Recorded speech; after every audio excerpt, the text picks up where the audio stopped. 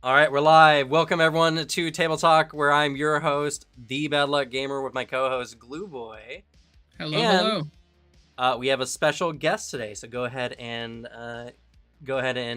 introduce yourself. Hi, my name is Mike Sayre. I am the design manager for the rules and lore team at Paizo, working on things like the Pathfinder remaster, the upcoming War of Immortals book, and all kinds of other good stuff. All right. I have been so excited for this particular Table Talk because I doubt you know, but I've been talking about some of your threads on Twitter for a long time because you're one of the few people I've seen on Twitter who really understands the actual like design behind TTRPGs and not just like the what we call white room combat a lot of people do, which is just this is objectively better because damage is slightly higher, or why would you take this feat, it doesn't work, when in actuality it's like tabletop's a very diverse and dynamic setting, and your battlefield should one never feel the same, nor should the situations where a group goes through. So I've been hyping up a lot of your tweet threads. What was it?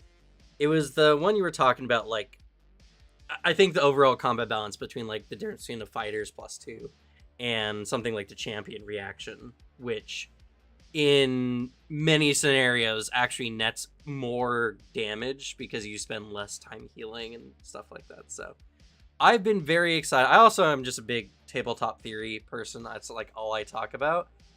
But before we really get into it, because I know a lot of people here are excited to start chatting about it, how are you doing? Like what are you up to nowadays? My whole team is kind of starting to recover from the remaster endeavor last year. Throwing 4 new books on the schedule in January and needing to have all of them finished by the following January is not Yeah. super normal. Yeah. You know.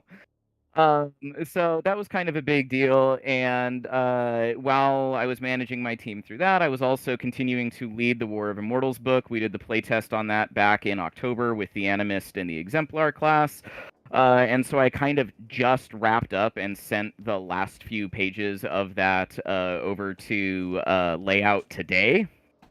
So that was really nice. And, now it's kind of getting back out of the keeping things flowing in the moment and getting to think more and more about the future and, kind of the next big chapters of what we're working on. Yeah, like specifically, like the Animist and Exemplar is. Oh man, I speaking for like everybody. Obviously, when any time a new class drops for this, I am so absolutely pumped, dude. Like the Exemplar reading through that playtest was the most absolute like excited I've been since Gunslinger, because I'm a little bit of a, oh, you're slapping guns in my fantasy setting? Yes, please. I'm here for it. And then like Exemplar, and then the moment I was getting to every single part I enjoyed. Oh, excuse me, I'm getting like lightning god like recall weapon shit. Thank you.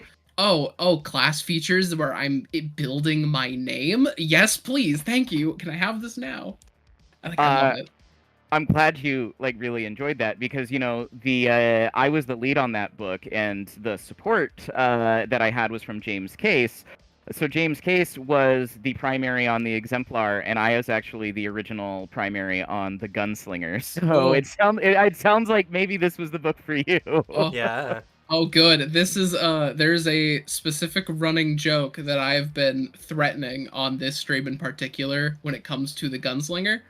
There are a couple questions I might have to ask you throughout this stream of specific additions that I think that might be beneficial for Paizo in the future for Mm-hmm. Gunslinger in Yeah. particular.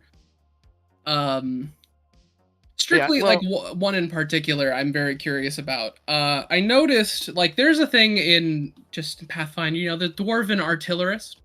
Though mhm. like, things like the cannon and the trebuchet don't have like the gun tag. Is Paizo afraid of adding the gun tag to those weapons? Oh, I am never afraid of anything. My favorite bit of okay, so first of all, I don't go around talking shit about fans, but like the one thing that I am most likely to turn to one of my coworkers and be like, "What is this?" is when somebody's like, "Is Paizo's afraid to do XYZ?" I'm Oh like, god, I can "My imagine. dudes, we make the game. I'm not afraid of the game that I make, you No. know, but I have a responsibility to the people who play my game to make sure that the way that we deploy our rules and everything stays balanced. Because when we started Pathfinder 2nd Edition, we declared that as a goal of the game, right? To provide a balanced and consistent experience to people. And so, what kinds of things get what traits and tags, how they interact, that's something we have to think about really, really carefully and deploy really consistently. And sometimes we need something like the remaster to have the opportunity to make changes because a precedent gets set before we know something is going to happen. And then in order to maintain balance, we have to respect precedents. Right. So I will give you a tiny little teaser into the future, something nobody outside of the company currently knows that is applicable to both upcoming errata on Guns and Gears and to what is inside of Player Core 2. So the dual weapon warrior preceded the gunslinger, right? It came out in the advanced player's guide. It had this dual weapon reload ability, and dual weapon reload, as it was designed for the dual weapon warrior, set the precedent for the gunslinger, right? The gunslinger could potentially get that feat earlier, maybe, but it couldn't get something that changed the dynamic so much that it was like that we're negating the balance and the structure of things that came in the APG. The Advanced Player's Guide was a very important book. You know, it was part of the four stable legs of the system. Well, we did a remaster recently. I got to go in and change things during the remaster. And one of the things I got to do while I was in the dual weapon warrior was to change dual weapon reload so that instead of it being its own discrete action, it's a one action, you do this very specific thing, it could instead become a rider where whenever you interact to reload, you can reload two weapons, one in each hand, which means that that will then carry forward when we do the errata on Guns and Gears, and all of the Gunslinger's special reloads will now just naturally click into the dual weapon reload feat if they take it, and you can do all of that cool dual weapon reload stuff without having to choose between it and the sexy gunslinger stuff that you want to be doing when you reload. Nice. As a fan of the pistolero, I appreciate you so much. Yeah, don't take any of Alex's advice or anything seriously. No. One thing I really adore, like genuinely about Pathfinder is specifically how tight the math is. And this is coming from someone who has a very low understanding of math in any regard. I just like the fact that interacting with the system feels very it feels like everything has a very tight design in the fact that it feels all consistent. Whenever I'm doing anything, I have a general issue that I've come to notice when it comes to a lot of D20 systems, in that it feels really hard on like the sliding scale, and when I'm noticing it, it feels like I'm playing XCOM on the absolute worst way possible. It feels like I'm really heavily interacting with the 95% chance hit and every shot is a miss kind of deal. And I like the fact that when I'm making a character that's designed to do something very well, I can do the thing very well. And so in that case, like the design principle being, we're going to ensure balance, is something I greatly appreciate. And I'm saying that as someone who, one of my absolute favorite tabletop systems of all time is an absolute broken, unbalanced mess called Anima Beyond Fantasy. Oh my god. I have a copy of Anima Beyond Fantasy somewhere around here. It might be in a box or something, because I moved relatively recently and haven't gone through all my books, but I picked that up years ago, and I like it a lot, but I can almost never play it because teaching anybody the rules, just the character sheets, most people bounce directly off of. Yes, it's a trash fire. Yes, more people that like this game, Cam. You know, this makes me moving the most tragic thing. So for people who didn't know or who don't know, which obviously would be known, Michael and I used to live pretty close to each other, actually. And that's not the case anymore, but Anima Beyond Fantasy was kind of like, it was my game. It was my game for a really long time. And it's so fun. We have like some live plays on the channel. We played for so long. And after playing Pathfinder 2nd Edition, I can never go back. Anima's a game that lets you break it. And it's not like, I do 500 damage break. It's like, I'm a living god broken. Yeah. And in no small way, it's so fun, but I just the idea behind the game is fantastic. The implementation, the fact that there's literally tables referenced in the book that do not exist in the book, just goes to show, like, this game has tables for, it has a legal table for dealing with law situations in the in like the world book, we call it. But like, also there's like a trap skill where you can make traps, and yet the table that tells you how traps work is so ill-defined in anything that it's like, what do you do with this? I don't know. That's just how the game goes.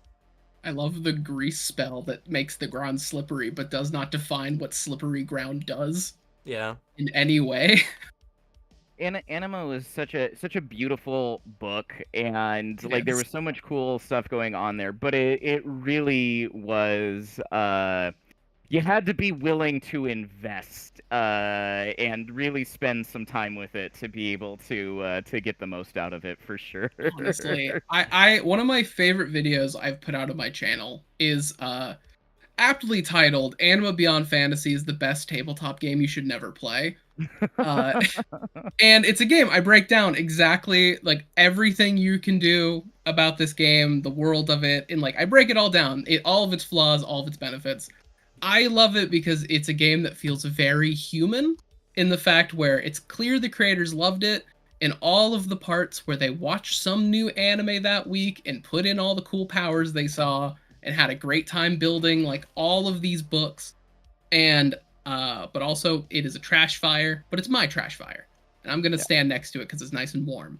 And I keep getting comments every once in a while from people who are in the exact same boat of like, I adore this game, I've been playing this for years, oh my god, it's horrible. Or comments where it's like, hello, I am a Spanish like game tester. I did the beta testing for this game. I gave notes every step of the way on exactly why this was bad, and none of it was implemented. And I was like, this is wild. I will never forget, the book has a canonical character called Hellion Soultaker, or Soulbringer, I think is his name. And he wields a scythe, and he's this anime dude in like associated with a tournament of all things in the setting. It's the game is magical. I can make anyone love TTRPGs with Anima. Not running them, but enjoy the act of playing them. Anima is one of those games. We don't need to talk about Anima, a game I've never worked on and that we just all three found out we enjoy, I guess. But like, it's definitely one where I've been like, have you played the platformer? You should play the platformer, and it'll give you a taste of the world that's really cool. Or have you played the card game? You should play the card game, because in the card game you can all become wildly overpowered deities fighting world-ending Langoliers and things like that, you know? I want to collect the miniatures because I am a 40k fan. The miniatures are so bad. Some of them are really rough. I'm a 40k player, and I want to paint up some of those really bad. But yeah, we can move on to like an actually well designed tabletop game as well. Well, Pathfinder. I mean, in the end, like, I think that's something that's very impressive with Pathfinder. TTRPGs for a really long time have always been like one of two things: either really fun and really broken, or overly designed to the point of feeling restrictive, but in an amazing setting. And Pathfinder 2nd Edition, the reason why Pathfinder 2nd Edition is my current favorite TTRPG is it's the only game I've played in so far where any character idea I make doesn't feel restrictive and are all pretty equally viable. Like, you have to intentionally ruin your character in order to make a character who subperforms. And even then, it's only by a little bit. And that's something that I feel is very impressive, is Animo's system feels so good, so balanced, and you can make pretty much like anything and not be punished for it. Where like a lot of other games, it's just like, oh, we're playing this game, and one player plays the broken build. First edition Pathfinder is kind of guilty of this for sure. And then other people have more thematic builds, but the broken build character is just like, let me just one-shot the dragon. And everyone else kind of just has to, like, live with it. This game, you can't really do that, but it doesn't feel negative. It doesn't feel like you can't make a powerful character. It just feels like all characters' powers scaled really well. Depending on, like, where your thresholds are and things like that, I think, if you were kind of a casual player of like Pathfinder First Edition or 3.5, you probably feel a little more powerful right out the gate because of the 3-action economy.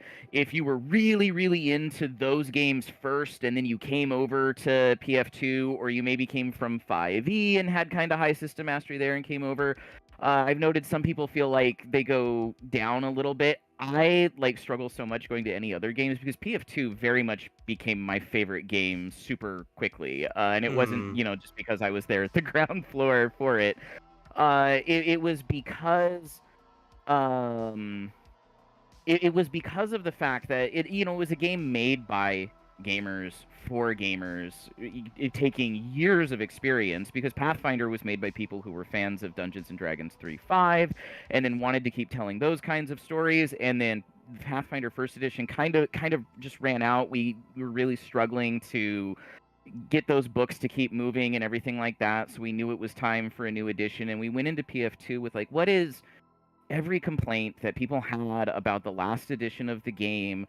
How can we address those in ways that are going to retain kind of the fun of the system, while also, making it so that one person at the table who knows the game really well, but maybe is not as socially adept, doesn't drag the game down for everybody else? And how do we make it so that the person who doesn't have a lot of time to study and dig really deep in the game can still have the satisfying feeling that comes from somebody who really does, without making it feel like there's not a reason for you to dig into it? And, I think that Mark Seifter, Stephen Radney McFarlane, Jason Bullman, and Logan Bonner did a really excellent job of answering all of those questions when they created the original core rulebook for Pathfinder Second Edition. And I've had more and more people, including some 55 and 50-year-old gamers who are like, I already learned Pathfinder First Edition. I don't know that I have it in me to learn another one, who started getting into PF2, and now that's all we play together. Yeah. Because it is that good, robust, everybody gets something out of it experience, in my opinion. Obviously, I make the game pays my bills and things, so take the implicit bias as you will. Alex, what's your opinion? Because I also receive things from Paizo, so I can't give unbiased information. I was specifically making sure the chat was cool, so like. No worries. But yeah, no, it's again, I've been doing tabletop for most of my life at this point. As soon as I was able to like really get into it, I've been pretty into it. I played all kinds of games. I played many of the games from the 90s, which is when like tabletop really started popping off. Yeah. World of Darkness and all that kind of stuff. Deadlands was one of my favorite games for a really long time. And the White Wolf games in general were very, very fun. So when I got to Pathfinder, it's honestly one of the games that really made me feel confident in the future of tabletop, because there wasn't, I feel like, a really good metric to work off before for tabletop. A lot of tabletop games, like I said, kind of fell into those two categories of like, this system is overly balanced or too vague, and all like anything in between. And a lot of games kind of bounced around, and there's always questions. You always played a game and you always ask a question like, how does this work? I don't understand because it's not being conveyed to me in a way, or the system doesn't have like that background to it. Pathfinder is one of the first games ever I've seen that just feels so solid that if you were to port it over to like a video game, I feel like it could run pretty solid just with its core rules without many of the changes. Kind of like how Baldur's Gate had to change some things for D&D. Obviously, I don't think you would need to do nearly as much for Pathfinder, except for maybe the more vague skills, because like you can't program literally like everything, like how to make a clay pot. But you know, yeah. It's a game I'm very, very happy with. I'm glad. It's certainly one of the crunchier systems that I've been able to interact with, because I still have a very integral memory of me sitting here dumbfounded as Mark Seifter explained to me how to play first edition Pathfinder. And I'm someone who's a lot more tabletop casual. I was really brought into this world by Cam.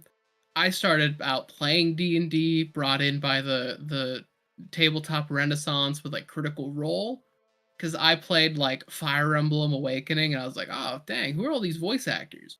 Well, they play D&D, that's a thing I've heard of. Critical Role, what's this thing? And then like long route that way, and then Cam's like, other games exist.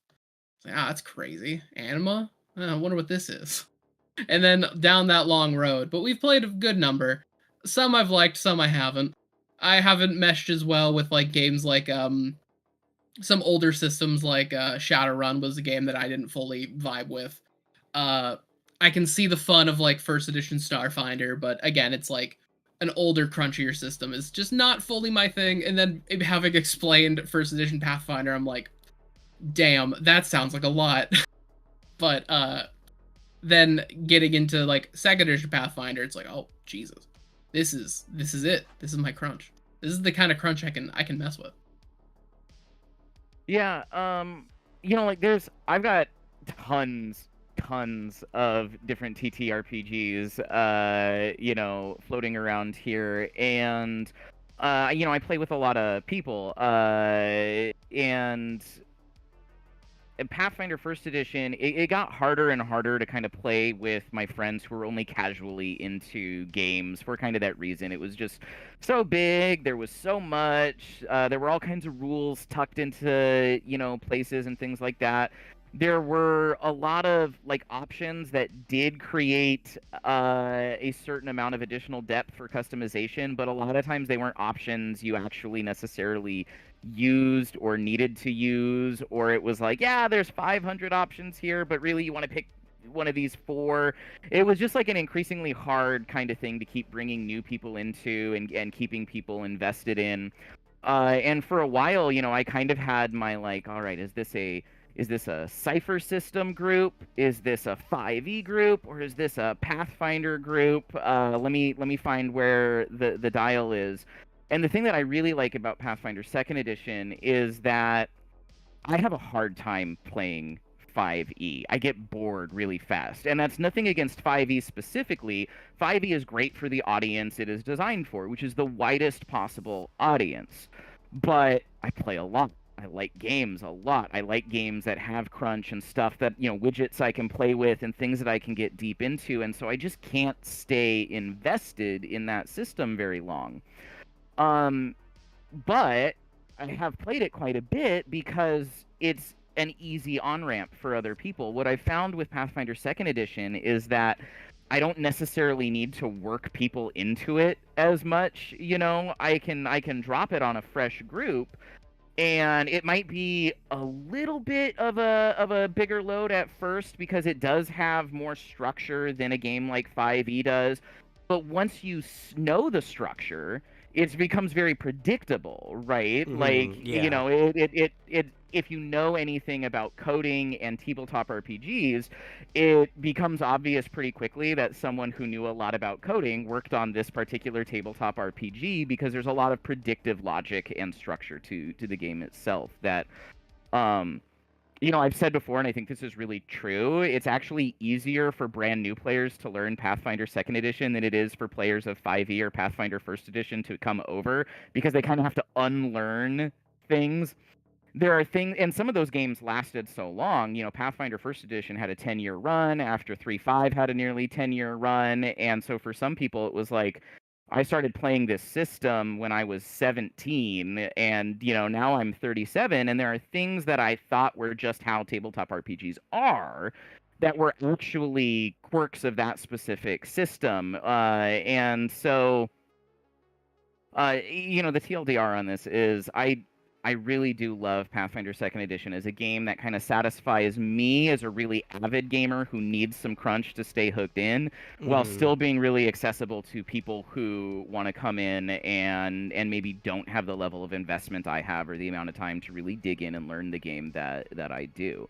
And it's just allowed me to play tabletop RPGs with more diverse groups of people. You know, I don't have to have separate groups for my, you know, gamer friends who are pretty casually into tabletop RPGs, and the ones who are really, you know, spend a lot more of their free time reading the books and things like that. It's just a lot easier to mix those groups together and kind of play with anybody who I think will have a fun time at the table. So Yeah, for sure.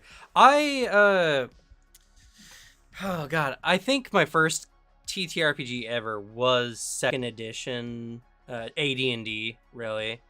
And I only played like a little bit of that, and then I got into GURPS, followed by White Wolf.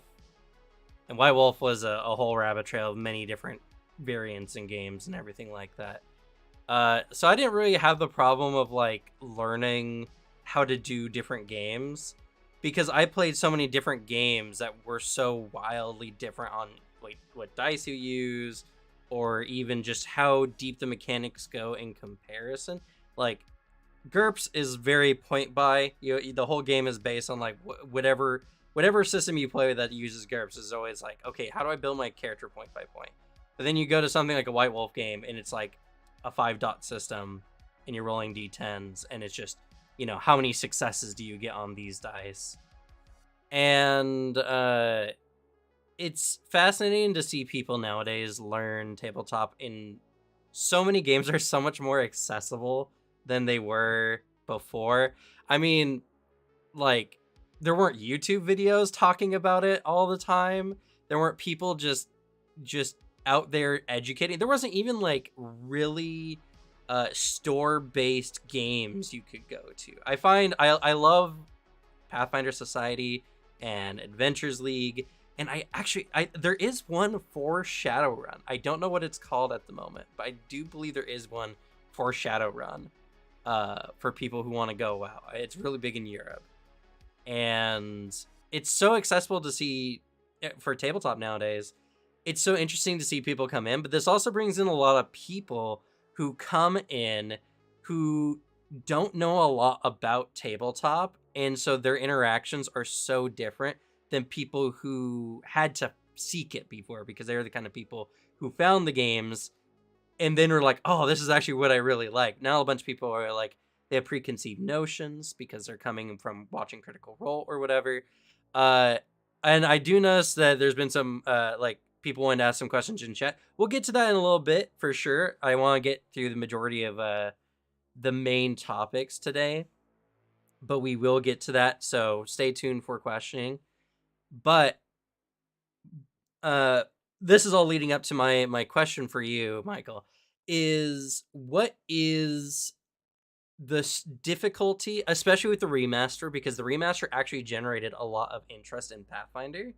So, what is some of the designing hurdles you've had to jump over when you're getting a bunch of input from a bunch of people who just are not either used to tabletop in general, or who just are new in the last like 5 years of tabletop, compared to like a lot of the old hats you would have gotten back in the 1E days?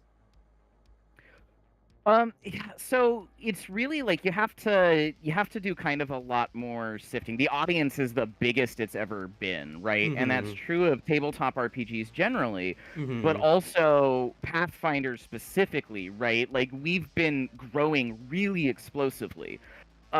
Because when Pathfinder Second Edition originally dropped, it immediately started blowing away all the past benchmarks set by Pathfinder First Edition, which was really cool, especially because like it dropped at one of the worst possible times. We made a game about sitting around a table with friends, and then immediately like a shipping container went sideways in the Suez Canal and blocked worldwide Oh distribution for yeah. a really long time. Ooh. And no sooner had that started to regulate than COVID hit, and we had 4-ish years of nobody was playing things in person anymore. And so it was really cool to still see us growing and bringing in more people. And then the remaster and the whole OGL fiasco, which hopefully, if you're watching this, you know what I'm talking about because I'm not really going to dive into that right now, Yeah, you've had enough caused. of OGL. Let the Oh God, channels do that yes. for you. Caused this even more explosive growth. And that's always kind of a balancing act as we're making these books, right? Is the demands of people who are really deep in the game and who have a long history with the game and the setting are often very different, and you need to make sure that the books that are coming out are readily accessible to an audience that kind of skews younger and has fewer preconceptions, or in some cases just very different preconceptions. A thing we've talked about a lot as we've been kind of traveling down this road of Pathfinder Second Edition is there was a day and time where anime was kind of a dirty word in the tabletop RPG Oh world. yeah. A lot of people would kind of treat it kind of derogatorily, even though it was usually sold in the exact same store you would get your tabletop RPG books. There was just something about that. And even if you were an anime fan, I'm sitting here wearing a Fairy Tail t-shirt, which is both a really fun anime and also a garbage anime. Like I'm not recommending it. I've I'm just saying I love it. I've watched all Fairy Tales, so no worries here. You're in good company. Yeah. It's kind of opened up how kind of big we can go in the game, but there's also like a lot of the existing tabletop RPG fans and market, like you kind of have to ease them in a little bit. Mm-hmm. The exemplar was, we were talking about, we playtested that for War of Immortals. That was a big, flashy class. Mm-hmm. I wouldn't necessarily say it was an anime class specifically because it drew from all kinds of mythology and lore from all over the world. But definitely that idea of like, I'm gonna shoot a laser bow, I'm gonna run, like it was big, and it was big in a way that traditional fantasy tabletop RPGs don't always go that hard at. Mm-hmm. And we've kind of worked there a little bit at a time, testing the waters, and every time people have been really supportive of it. We found more people who are happy about what we're doing. Um, in the APG, I wrote a bunch of expansion monk feats in that book, the Old Advanced Player's Guide, and one of those was the Keyform monk spell. Everybody refers to Yeah. that now as like the Super Super Saiyan, Saiyan monk yeah. power. To be clear, that was an anime-inspired feat, but it wasn't Dragon Ball. It was Yu Yu Hakusho. Mark did the development Ah. on it and threw in a little bit of flavor about like your hair changing color, which is why everybody latched super hard onto the Super Saiyan aspect. Huh. But I was not actually thinking of Super Saiyans when I wrote that feat originally. That's fun. Yeah. I'm so like I'm a diehard anime fan too. I'm so into like high fantasy being real, like high impact fantasy. And I totally understand the people who wants like the traditional Tolkien-esque fantasy. I mean, it's like they can be separate. You can have two games that do different things. And I feel like Dungeons and Dragons definitely wants to kind of hold on to that more idea of it, even though some of their design principles are very wishy-washy on what they want to do with it. I'm so okay. I mean, like, to be fair, Pathfinder also has some of the coolest ancestries, not just for the like what they are, but the lore behind them as well, I think is so good. The automatons and the allusion to like the Jeetskin Empire and all that kind of stuff, so good for narrative. Like it's an ancestry that inherently, when you pick it, your character already has a backstory, which is super cool and is something that isn't, I think, viewed by many players as being like as helpful to new players, even though like automatons are really good. They're really good. They got a lot of really good feats. I do love them. Like I have a build or two where I've picked automaton. Not even just for like this stuff, just because like it's like you said, there's just some lore stuff baked into it. It's something that I've talked about a lot on our streams and live plays. It's something I adore when tabletop games kind of make you do in character creation is, as I frame it, forcing players to make interesting decisions when they might not do it themselves. Mm-hmm. And so you're saying that a lot of what it takes to kind of bring some people in is also kind of adding elements that people want to latch onto, or things that people are like interested in, like anime elements, for instance. The game has to grow. I think that's always kind of been a pretty big advantage of Pathfinder, is that it's a very living world, right? Like we do an organized play story arc where, you know, they go out and they fight a bunch of demons in Absalom, and somebody who was, you know, a thrall or a slave steps up and saves the city, and then that leads into, in our next book, we're like, hey, there's not slavery in Absalom anymore, because a character who was there, who everybody like fell in love with, literally followed into battle, has helped abolish that institution and has carried the world forward. And as we carry the world forward, both in the story of the game, we're also carrying it forward into the modern expectations of fantasy. Because it's newer and younger people. You know, Dungeons and Dragons, the original, you know, came out back in the 70s now. There are grandfathers who played, you know, the original Dungeons and Dragons. You might have a family with 4 generations of people who have all been playing that game. And in some ways that speaks to the incredible staying power of that brand, and in some ways it forces them to kind of constrict their stories a little bit, because they don't want to change the experience and the memories that people have associated with that. I think where you have a living world where we only have one setting, it's Galarian, it's a big, you know, giant Uber setting that has all kinds of like little things in it.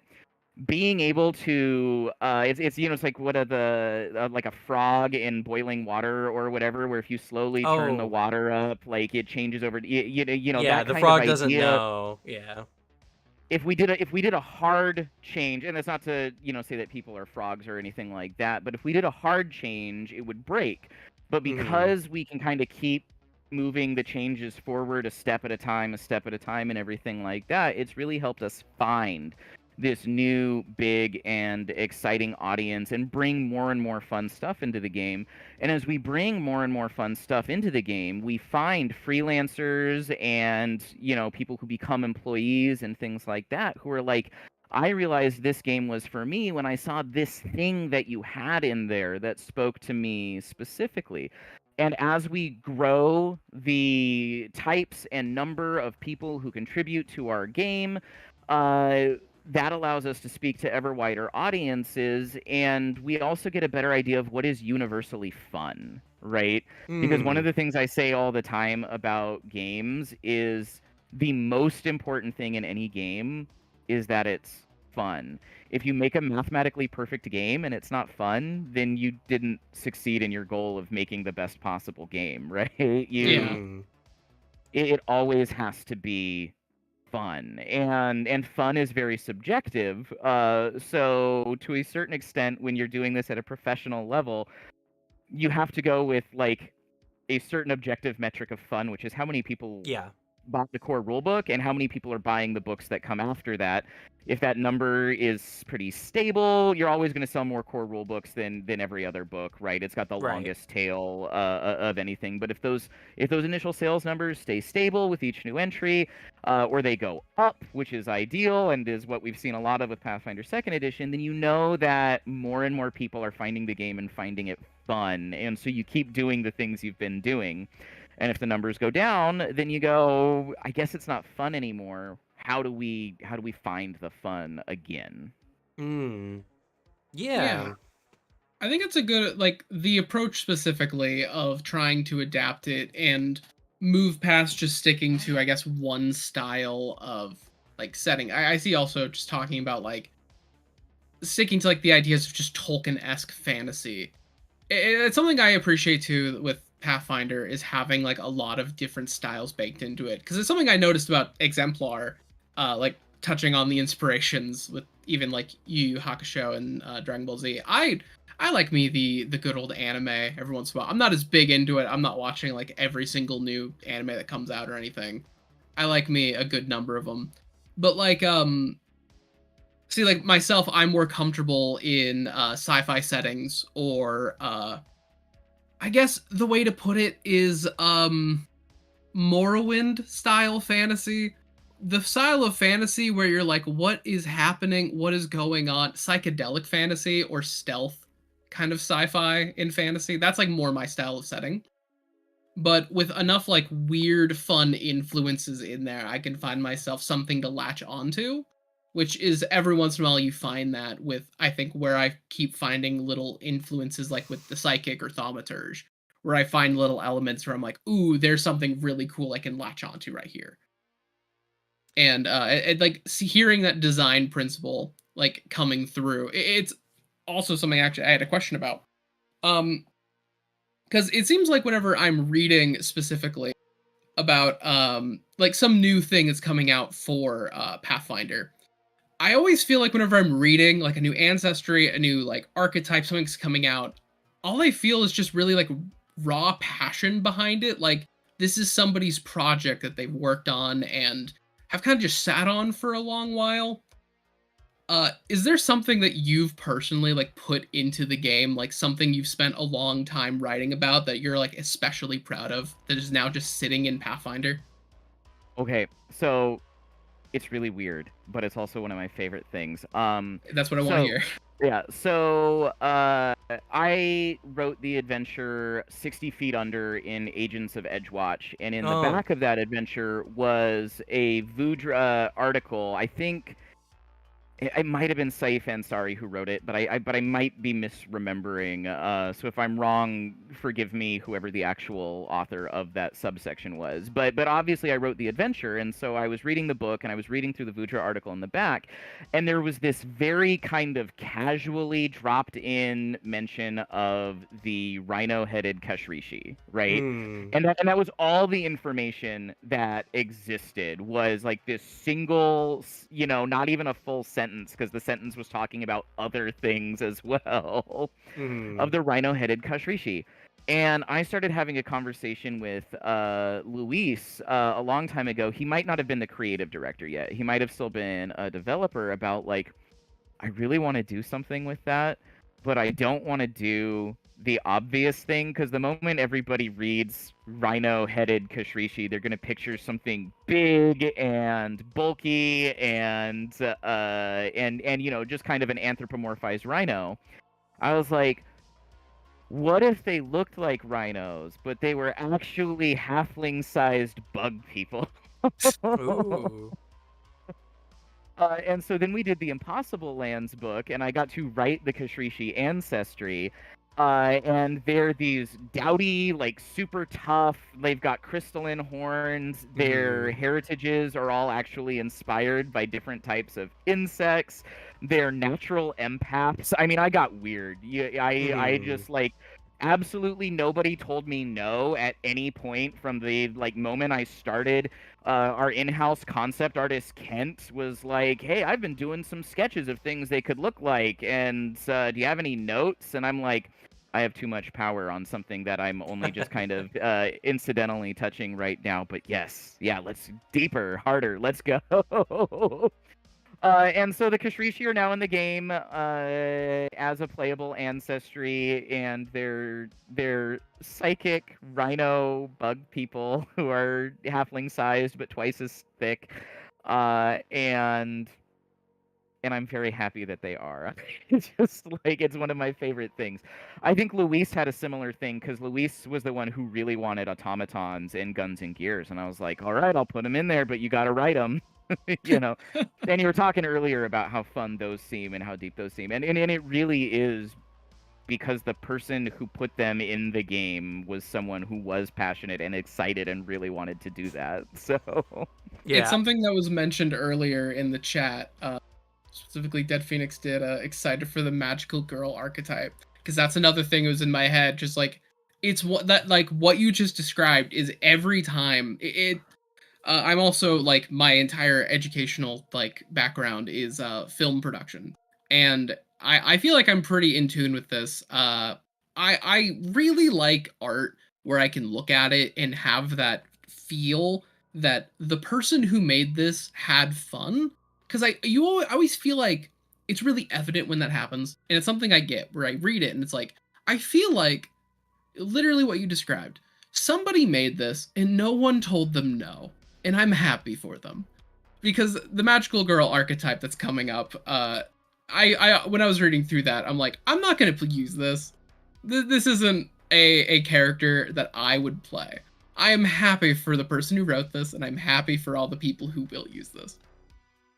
I can't remember if we've previewed or how much of it, so I'm not going to say a whole lot.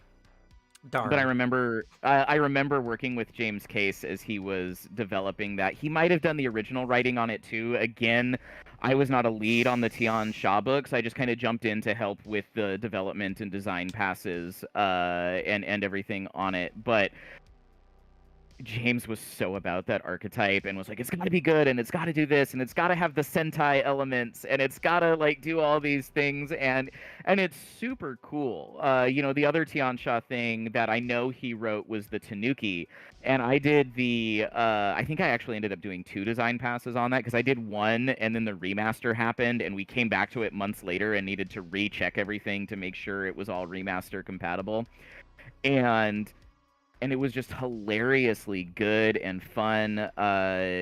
James lived in Japan and worked in Japan for many years, so he just like stuffed as much of, that like kind of from the source mythology into the ancestry as he could.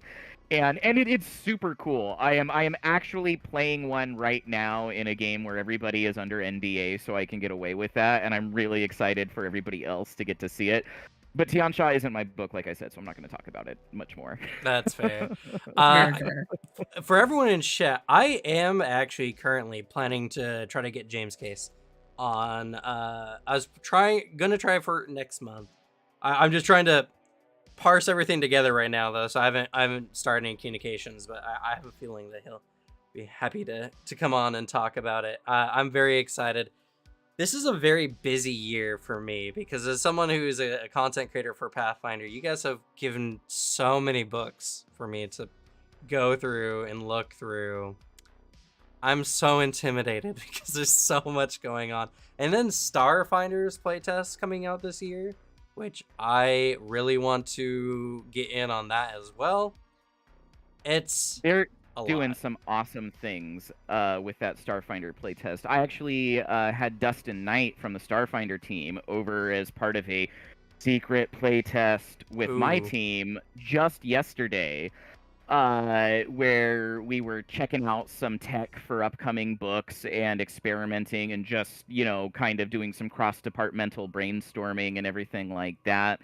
And we all had such a fun time. We all got to learn a lot. There's this really fun thing about having different generations of gamers working together is that there's going to be levels of experience and knowledge that you have where you're not going to necessarily explore a certain vector because you've been down there before and you found a problem with it, right? And you're like, oh, okay, that doesn't work. That's not a fruitful area of design, so you move on.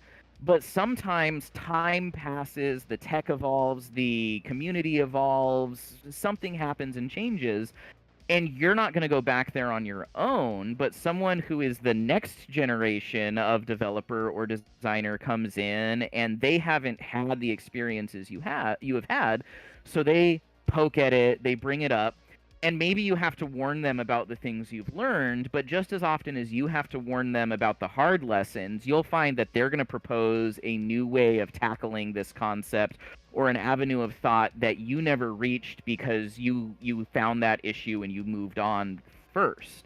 And so that is one of the coolest things, about having a full-time job. I've been at Paizo for 6 years now. I've been in the industry for like a dozen years, maybe a little longer than that. And having the advantage of having the people who've been in the industry longer than me, who were there at the start, who worked for Wizards of the Coast before Hasbro owned it, and their experiences working with the generation above them, and then being in the middle generation, and then now having, people who are almost half my age coming in and joining my team as designers. It's just so cool to be in that mix of what are people excited about now, what was old that is new again, and what is something that like we never really had the ability to dive into that now we can. And I think what Pathfinder Second Edition is kind of an amalgamation of the answers to all those questions, and also the passion and skill of just a very large number of people. Yeah, it's well, and not only that, it's something I've been meaning to say for a while, but the Paizo staff are the biggest bunch of nerds affectionate that I have ever met. I went to PaizoCon and I got to meet quite a few people. Like, I sat and chatted with Mark Cypher for like 3 hours just on the floor, because I'm passionate about this kind of stuff, and when I can talk to someone who's very like into it and knows a lot of the depth of it as well, there's just an endless wellspring of stuff to talk about. And there's been no shortage of times, even recorded here on the channel, where I made up a homebrew and then Paizo made it in game like a year later. I in one game we were doing, I made a ghost companion, which was an animal companion.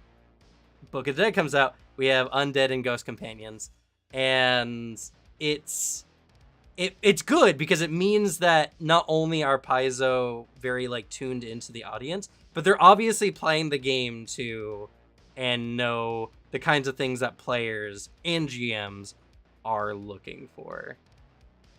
I always feel a little bit bad because we work into the future, right?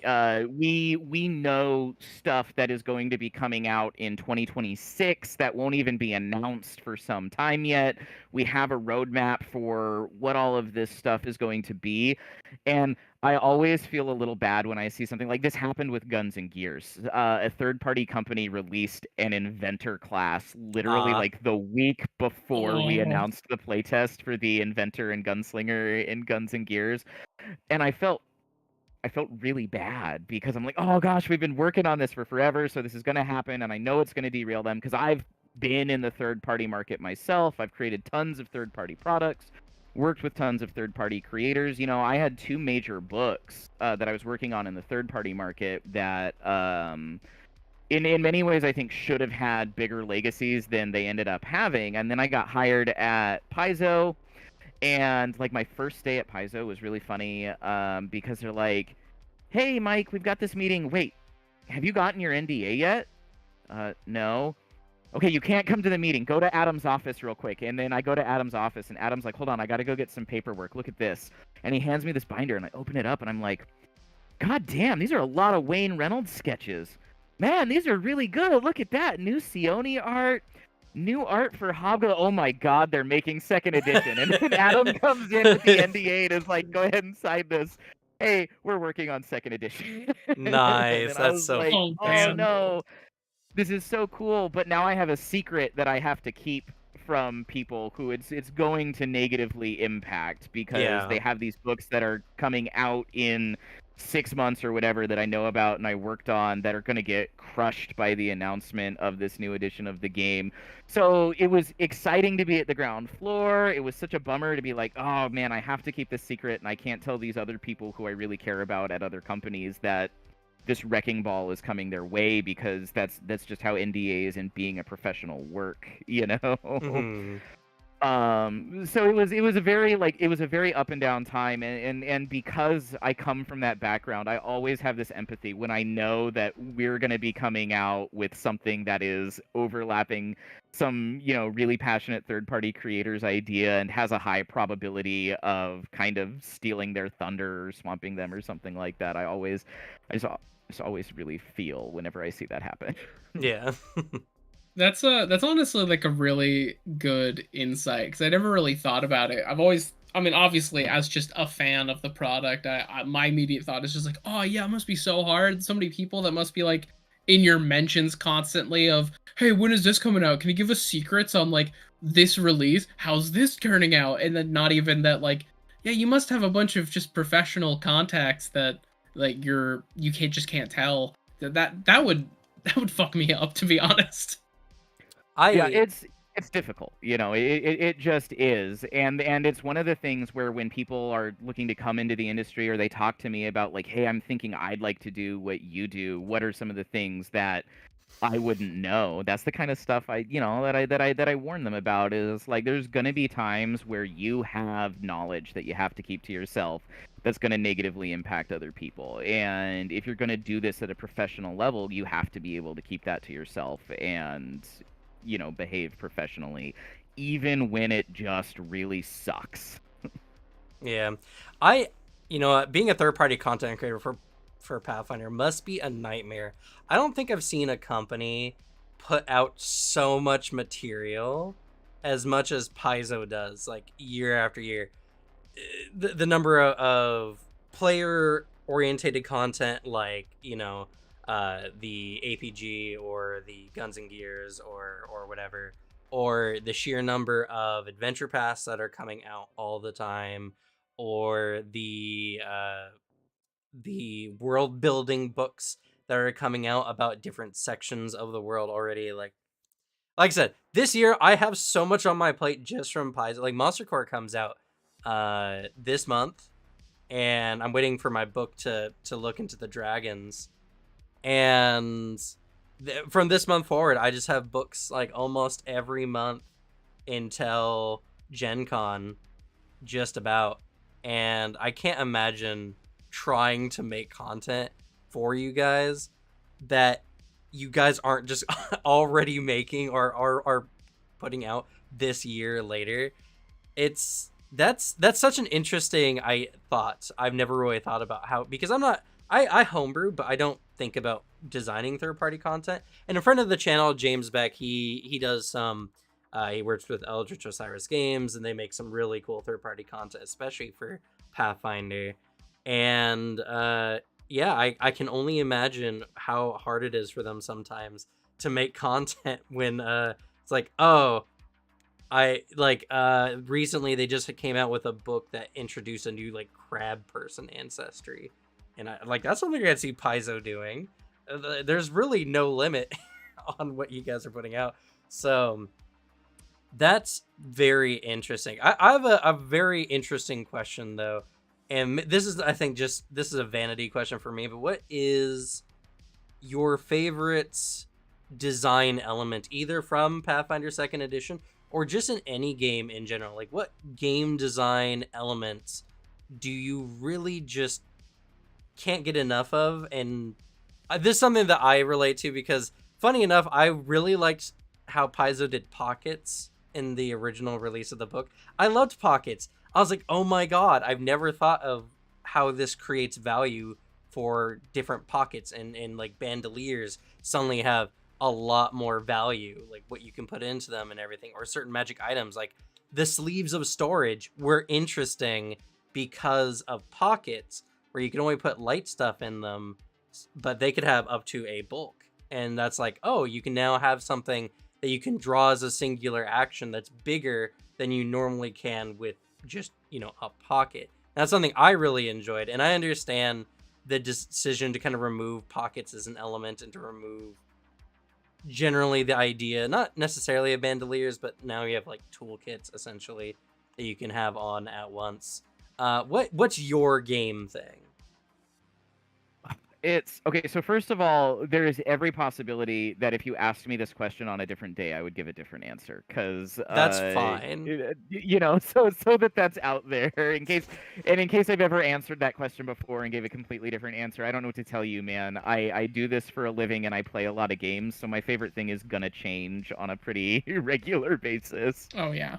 But I love the 4 degrees of success in Mm. Pathfinder second Yes. edition. Having that gradation of functionality in a saving throw is, I think, really cool and opens up the door to tell potentially really interesting and exciting stories. I honestly, sometimes I think we could go even harder at it than we do, because I think about a game like Disco Elysium, where Mm. sometimes it's actually cooler to fail the check than to succeed, right? True. Uh, and I think that's kind of one of the fun things in Pathfinder Second Edition is, like, I've put together adventures and stuff, both professionally and just for my players, where, like, it's a recall knowledge check and the critical failure is, like, absolutely designed to give the player a ridiculous hook to just run with, right? Mm. Here's a thing that is absolutely not true, but if you do it, it's gonna be hilarious. As like a not great but a very accessible example, something like, oh yeah, black puddings are actually really weak to slashing damage, is what you got for crit failing that recall knowledge check, which of course, it actually splits it, and now you've got 2 of these things that you have to deal with, Mm.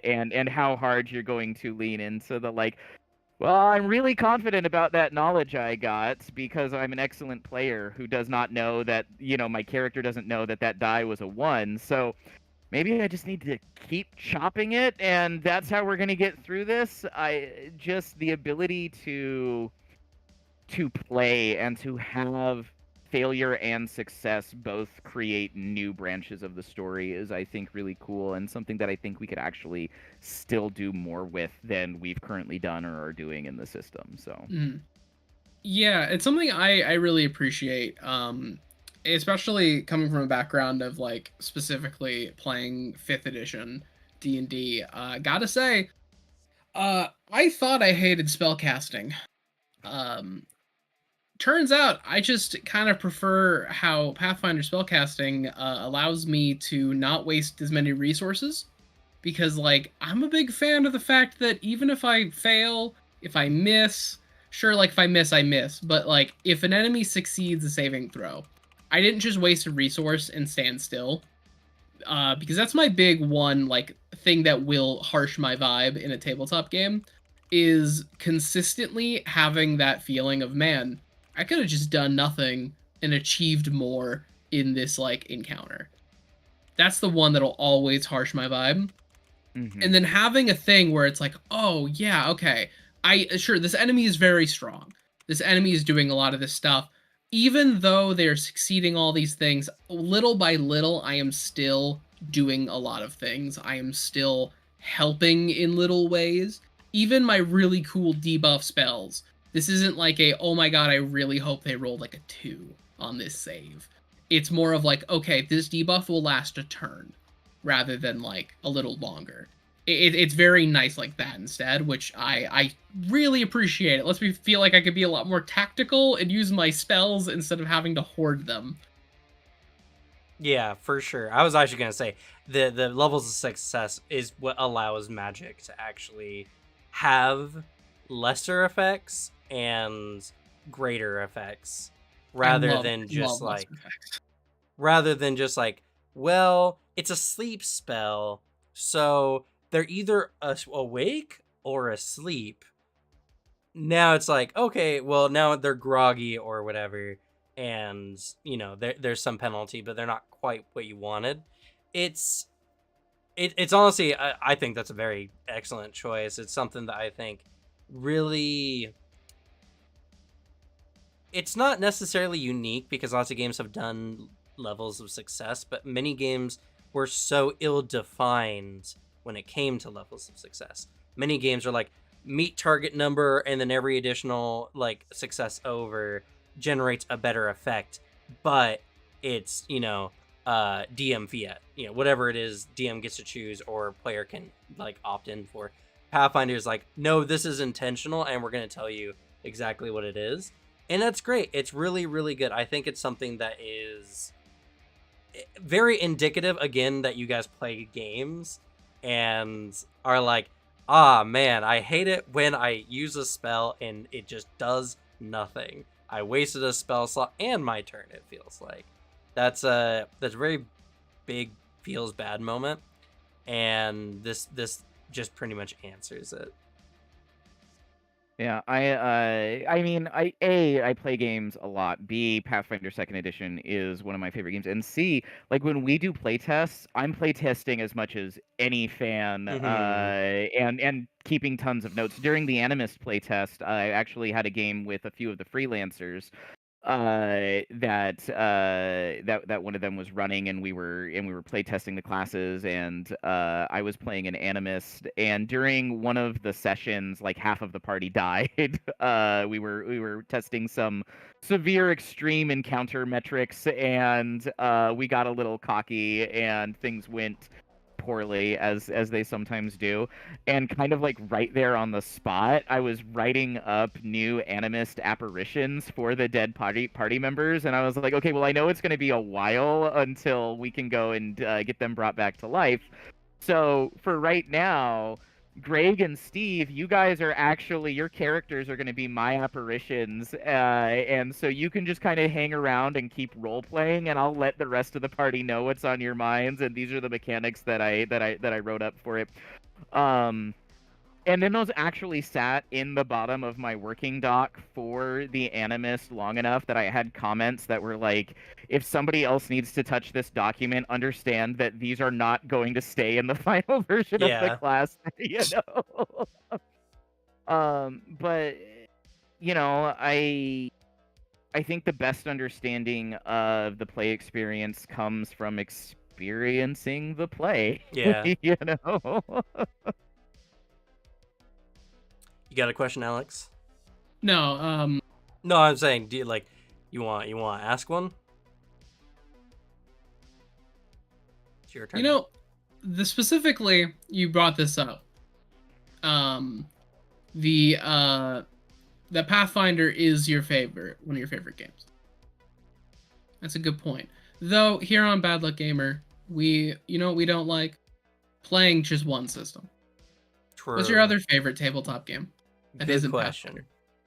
And also, granted that you might have different answers, and so if you have just multiple that you absolutely adore, feel free to just give them out. I really like Cypher System a lot, and I tend to use it when I want to play modern style games more than anything else. But I do like a lot of the Cypher settings. Numenera, I really like.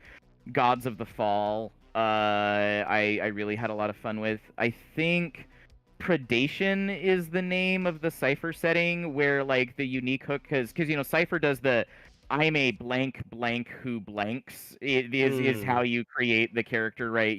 So it might be like I'm a plucky guardian who howls at the moon, and that means that you get some lucky stuff and you play a tanky class and you're a werewolf. And I think Predation is the one where it adds a little thing on there, and it's like, who has a pet whatever dinosaur, right?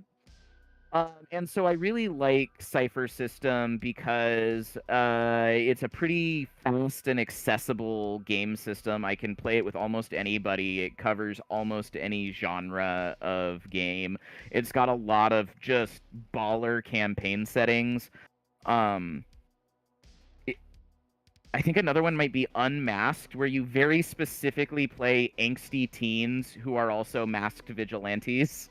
Oh, that's fun. I have not heard of that one.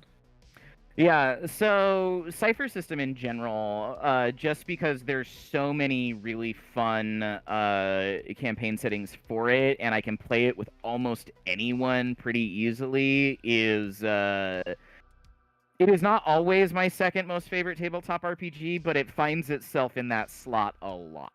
And specifically with what you said of having a very wide range of people that, you're looking for games to play. Yeah. sounds useful because that's also a system that I hear named a lot. Like I mentioned, I'm a very tabletop casual compared of the games that I have played. It is basically the stuff that's been covered on this channel, like Pathfinder, Lancer, like the current runs of like World of Darkness stuff, like Vampire 5th Edition, then like Anima. I'm trying to build up more of like a tabletop collection. Like I've been building up a like good old PDFs when I can find them, of like from itch.io and drive through RPG stuff. Especially indie RPGs, because I am a big believer that there are definitely sleeper hits sitting out there that people just haven't discovered yet. Oh, for sure. Yeah. One of my freelancers on a book, Joaquin, he has this system called Gubat Banwa, which is like I yeah. want to high try it so fantasy. bad. It's based on Filipino myth. And like that's a baller game. It's just so hardcore. Like It I've looks heard super nothing good. but good things. We're It looks so cool. we'll probably look at it at some point. Like that's just the tabletop player's conundrum, or the GM's conundrum, is I love tabletop, but it's so hard to play a lot of tabletop, and so the best you can do sometimes is try it out in a one shot. That's why we try to have seasons where we do some Pathfinder, and then we do like another game, then we do more Pathfinder. We'll probably have a Starfinder season when 2 comes out, because I'm so hyped for that. But it's like one of the big things. Like we're gonna be playing Mutants Masterminds after our current season of Pathfinder. Riptide is done. It behooves any designer of tabletop to play as many tabletop games as possible, because there's always some good rule or style or theory in a game that's very easy to pull over. And actually, this kind of leads to a question I have. Do you kind of like, as a tabletop player or GM in general for yourself, what do you describe your particular style of tabletop? Like, how do you like to play tabletop? So, I like by kind of slightly. I like being a player more than a GM, and part of that is because I really do enjoy like a collaborative experience. And I can have like kind of a big personality and a lot of energy at a table, and so I think sometimes it serves a GM well to be a little more even keeled and everything. But I'm very about like yes and improv kind of rules, you know. I try very hard not to say no when a player is like, "Hey, can I do this thing?" The answer is always, "All right, well, like this is something I can do very readily in Pathfinder Second Edition, right? Because I Right. know what we have rules for and what was kind of intentionally left for improvisation and stuff like that, and I probably have a better than average knowledge of all the options that are out there. So I might be like, okay, well, so you want to do this thing that involves like swinging around on that lamppost and kicking 3 people. There's a feat that's kind of like that's at this level, and it's 2 actions. I'm gonna say this is a little harder than having that feat, would be. So we'll make it 3 actions, and we'll tweak the. You got to make a skill check at this hard DC or whatever. But if you do all this, then I'm totally down for you pulling it off. I very much that improv philosophy is where I like to go, because at the end of the day, I don't enjoy like the GMs who are like, if you die in my game, it's because you deserved it. Like I do Yeah. like there being a threat, right? Like if I die and I did deserve it, that's fine. But I don't want adversarial play. We all came to have a good time and enjoy each other's company. And so if we all understood when we sat down that the way we were going to have a good time was me pushing the party as hard as I possibly could, and them trying to find a way to one up me, that's great. But most players, I think, don't necessarily, want to play every game on hard mode, and they really kind of want to explore the idea of being a fantastical character in a fantastical world. And so as a GM, I really like to open that up as much as I can for people, find ways for them to really enjoy and love that experience. Somewhere out there right now, my buddy Cody's wife, Sayre, is like, he decapitated me in our first game. He like, don't listen to him. And I'm sorry, Sayre, I know that happened. It like, that's why we don't use crit decks at low levels anymore. Yeah. Fair. So, would you say you're more like narrative focused then, or are you more like mechanically inclined when it comes to tabletop games? Okay, so that is a difficult question for me to answer, because one of the things I'm going to tell you is that I think when a game does it right, the mechanics and the narrative support each other, right? I agree. And it's one of the reasons that I like Pathfinder 2nd Edition, is because I think the narratives uplift the mechanics and the mechanics uplift the narrative, and they work together well in that way. And I think when the game is functioning properly, that should always be the case. And now I know different people have different styles, different ways they learn, and different things they enjoy. So where on that spectrum you fall will change a lot. I told you I do like a crunchier game, right? Right. Because for me, and for most of the people that I have generally played in extended games with, we like a game that has a little more structure, because we find that we create a stronger narrative when we have a firmly understood and shared framework to launch off of. I've just experienced that a lot when playing with different people. And one of the things that we talk about a lot on the rules and lore team as we make Pathfinder 2nd Edition is someone might be like, okay, I'm working on this feat and I'm thinking about doing this and this and this. And they talk about it very mechanically. And it's really easy to fall into that mindset. I'm not calling any one person out or anything like that. I've been that person as well, right? But one of the things we always do is we are like, okay, but what's the story, right? Okay, yeah. If the feat is going to have the caveat that says it doesn't have the mental trait because it should be able to work on an ooze or a construct or whatever, why? Why should it be able to work on them? What is it that you are doing in the world of the game that has this effect? And so we try to put a lot of that into our feats and abilities. But, I've seen people who have a certain type of design paradigm where like, oh, the flavor of the feat doesn't mean anything. It shouldn't. And I'm like, but it should, right? The point of a feat is to tell a story and to give you, the player, the ability to tell that story consistently with your character. And a story can be as simple as like power attack. I hit him really freaking hard, dude. Right? Yeah. Or it can be a more complex story. There's a gunslinger feat. It might literally just be called Bullet Split. I definitely wrote it, but there's a lot of stuff that it's not Bullet Split, but I know which one you're talking about. Yeah. But it's I very specifically, when I wrote that, I was thinking of a Lito Lapid film, and he's a Filipino actor who did old westerns. And there's a scene where like a couple bandits are running away, and he pulls out a buck knife and his gun, and he's like aiming, and then he shoots, and the buck knife splits the bullet, so he hits both of the bandits. And it's one of those things where I really feel like in the best kinds of games, the mechanic tells the story so well that you can picture the cinematic happening in your head as it goes, right? And if you don't see the world of the game when you do the thing, if you don't like have that fully formed picture, then I think that means that there is still room for you to do more and arguably better with the mechanic, whatever it is that you're working on.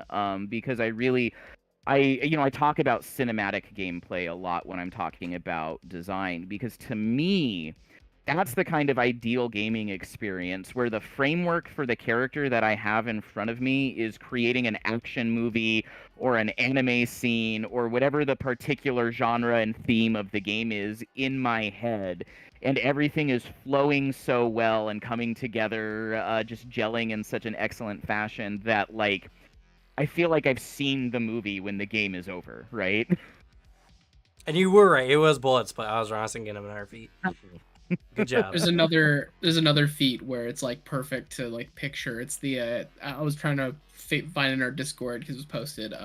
The Skeptic's Defense Master Intimidation feat to someone's trying to use a mental effect on you, and you just react with intimidation of no, don't be in my head. Yeah. There was a small little like a meme discussion of also using that on the idea of like untold eldritch horrors, but you're the barbarian, so you just don't understand what you're looking at, so you're not afraid. No. It's good. Yeah. It's like Skeptic's Defense. I picture like an X-Men comic, right, where someone is like a psychic trying to get into like Wolverine's head, and Wolverine's like, I'm not a psychic, I don't have the world's strongest brain, but I'm just gonna put up a wall of red and reject you, right? Yeah. Like that kind of thing. I really love that.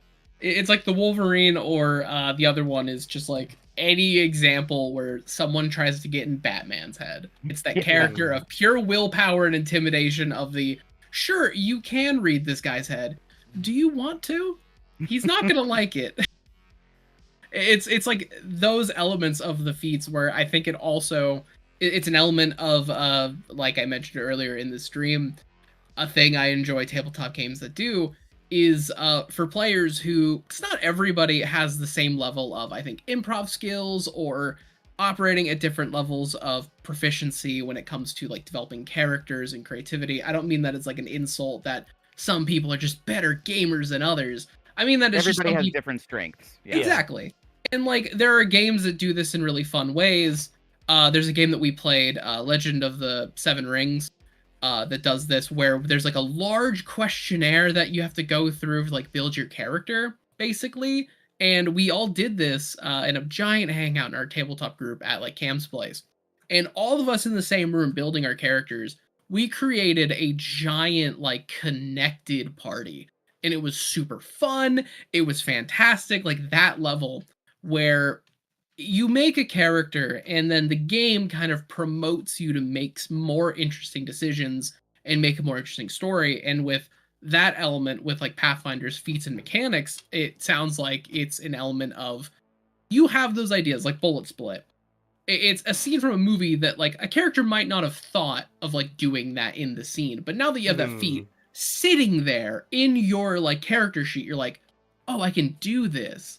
Now I can like mechanically undergo this thing, and now you can have that sequence, which is fantastic. Yeah, that's a really cool thing that I think a structured game does, is provides inspiration, right? Because like you were saying, some people will always be able to think of a wacky new thing they want to do. But other people won't necessarily go that hard for it, and sometimes the feats introduce them to a concept of like, oh, you know what? That's really cool. I would love to do that. I would love to see this thing.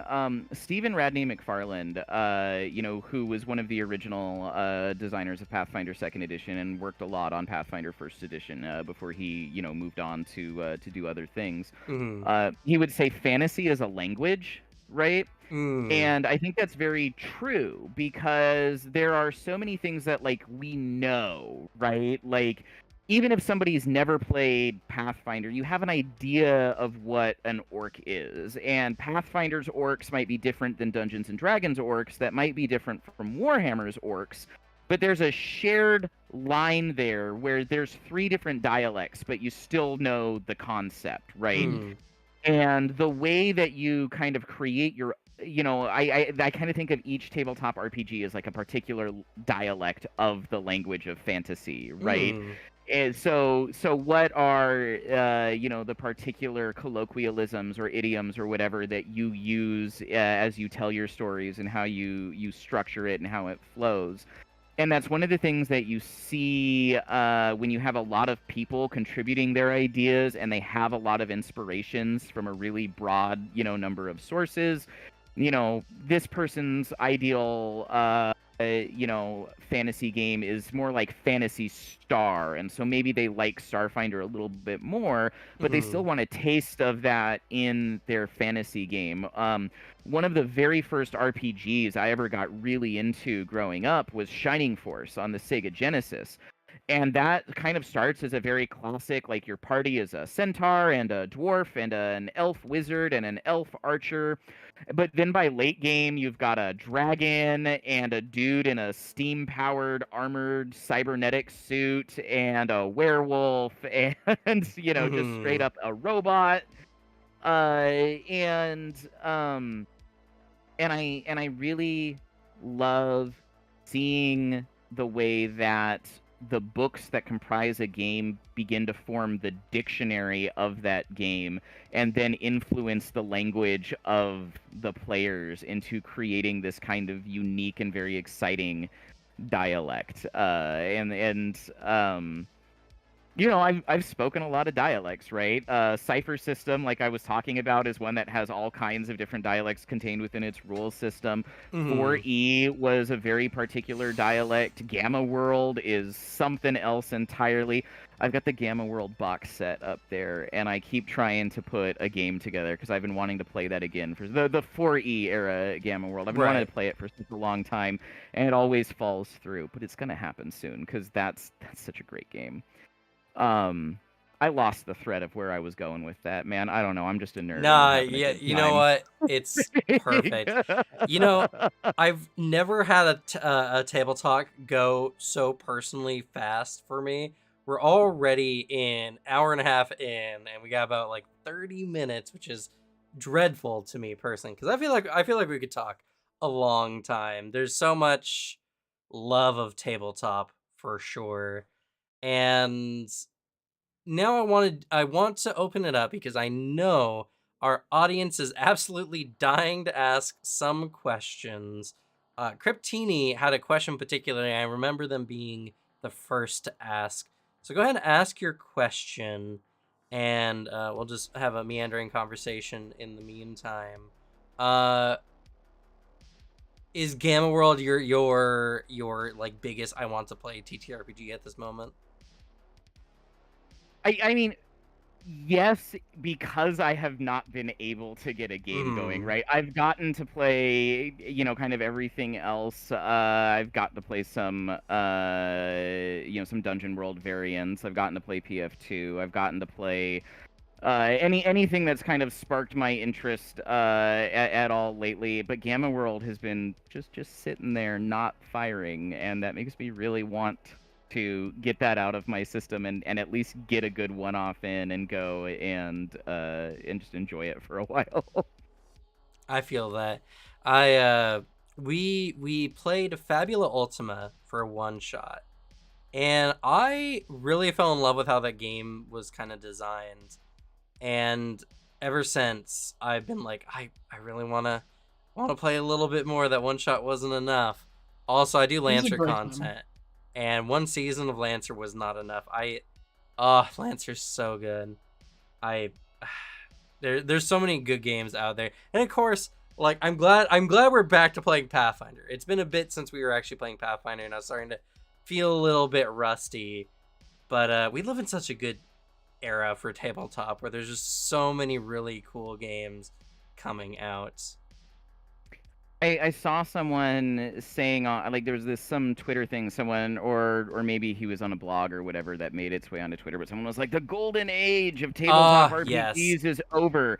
And I was like, my dude, I think the golden age of tabletop RPGs has just begun. There's more options now than there's ever been. There's more people playing than have ever played before. Whatever suits you, whether you just kind of want to improv with friends or you want to play in a big structured system or somewhere in the middle, whatever the case is, like there's more opportunities to do that now in more styles of game with more types of mechanics and ways to interact and stuff like that. I'm just thinking about, like, in the last couple years, I'm like, man, I've played Coyote and Crow, I've played Quest World, I've played Cypher System, I've got Lancer, like, right there. There's just so much of almost every genre imaginable and every variant you could think of. I don't think it's remotely correct or fair to say that the golden age of tabletop RPGs is over. I think we just saw it opened up. I mean, heck, there's a new edition of Pendragon dropping, so if you're really into Arthurian legend and building a character based on, like, romantic flaws in that particular Arthurian sense and stuff like that. You've got one of the greatest game creators in the world bringing his magnum opus to a modern environment. It's like there's so much. Yeah, well, that's something that we like. I've had no shortage of table talks where we talk about uh the idea that right now we're kind of at like this interesting point where either tabletop in general is going to blow up and is going to become a lot more available, or it's going to kind of settle down and it's still going to be pretty good, like pretty healthy as it has been for the last 5 years. But I feel like we're definitely in a really good age for tabletop. The question came in. The question is pertaining to, and I'll kind of parse it out. It's more of a question of it's awkward when players have class features that allow them to get critical successes on saves. This has made it awkward for them to design high-level creatures with thematic and impactful save abilities because PCs now have a high chance of outright just ignoring the effects. What is your recommendation when designing a high-level creature to kind of address this? So one of the things that I think is important to kind of keep in mind is sometimes that's okay, right? If that particular, like a rogue who just aces the reflex save and what should have been a really devastating moment, they're instead moonwalking backwards out of, like, unscathed. That's a highlight moment for the character in an environment where they should excel. Now, if what happens is that every single member of the party moonwalks out of the fireball unscathed, obviously that's kind of like, that's a bummer, right? That Yeah. didn't feel great. So part of it is kind of keeping in mind what your party composition is and adjusting your monsters or your spell loadouts if they're like a lich or something like that to hit the kind of broad spectrum there, right? I did similar advice to what I'd give to a character playing a wizard, right? Like, oh man, everything always saves against my spells. Well, what saves are you targeting? Well, they all target reflex. Well, load up a little bit on some spells that target will and target fort instead. Shake up your strategy a bit. And also consider the composition of your encounters. If you have a single monster and you're having this kind of result. Generally, you don't because of the way it's worked up. I don't generally like encourage people to use single monster encounters in Pathfinder Second Edition because it tends to involve a monster who's at APL +3 or +4, and it can feel really sucky if things start to go bad because they'll go bad really fast. But the rest of that is if what I want is a more challenging environment for the players, look at ways to create a more challenging environment. Maybe create some high-level Pugwampy minions for the spellcaster who are debuffing the party's saves, applying a misfortune effect, something like that. It's a broad enough question that it's hard to give one answer to, Well, right? But yeah. the two sides of it are, one, sometimes your players should totally rock it when they're in their element, right? A rogue making a saving throw and coming out a reflex saving throw and coming out of a fireball unscathed, that's a moment the rogue should get to have. Don't feel bad if the rogue has it. If The Dwarven Fighter is also having that moment, but otherwise the environment is tuned kind of to where you like it. Then look at bringing in other elements, hazards or minions, lower level monsters who have particular things that can adjust the numbers to break you into the new territory that you want. The nice thing about Pathfinder 2nd Edition is that the math is so tight that if you have an environment that drags that player's number down by just 2 or 3 points, the odds of them critically succeeding drop drastically, right? Yeah, for sure. I mean, in the end, a lot of it is just tabletop is a very dynamic battlefield. We mentioned this really early on, where there's just no solid answer for any one situation. No. Another question from Guitar Guy Nick, my dyslexia kicking in here. If a feat exists, therefore it's implied you can't do an improv thing that matches a feat. Will this be written into a book in any way to resolve this? The existence of a feat does not imply that you can't do the thing without the feat. The feat is always the best way to do the thing.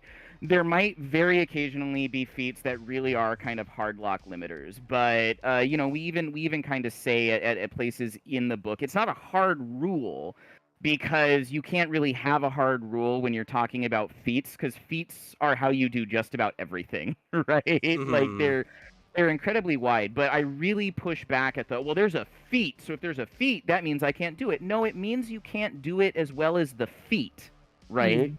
So if the feat says that, oh, you can high jump twice as far, then maybe it's like, well, okay, that might be a hard limiter. You can't break that. But maybe if you take this action over multiple rounds, we can improvise a way to say, like, you really need to get an extra long running start. And then that can give you a circumstance bonus and we'll add 5 feet to this.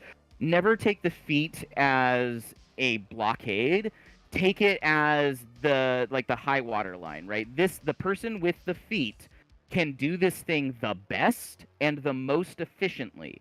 So if someone else wants to do that thing, and it makes sense for the person to be able to do that thing, like a feat that gives you a spell-like ability, you probably shouldn't be able to just pull magic out of your butt and make it happen, right?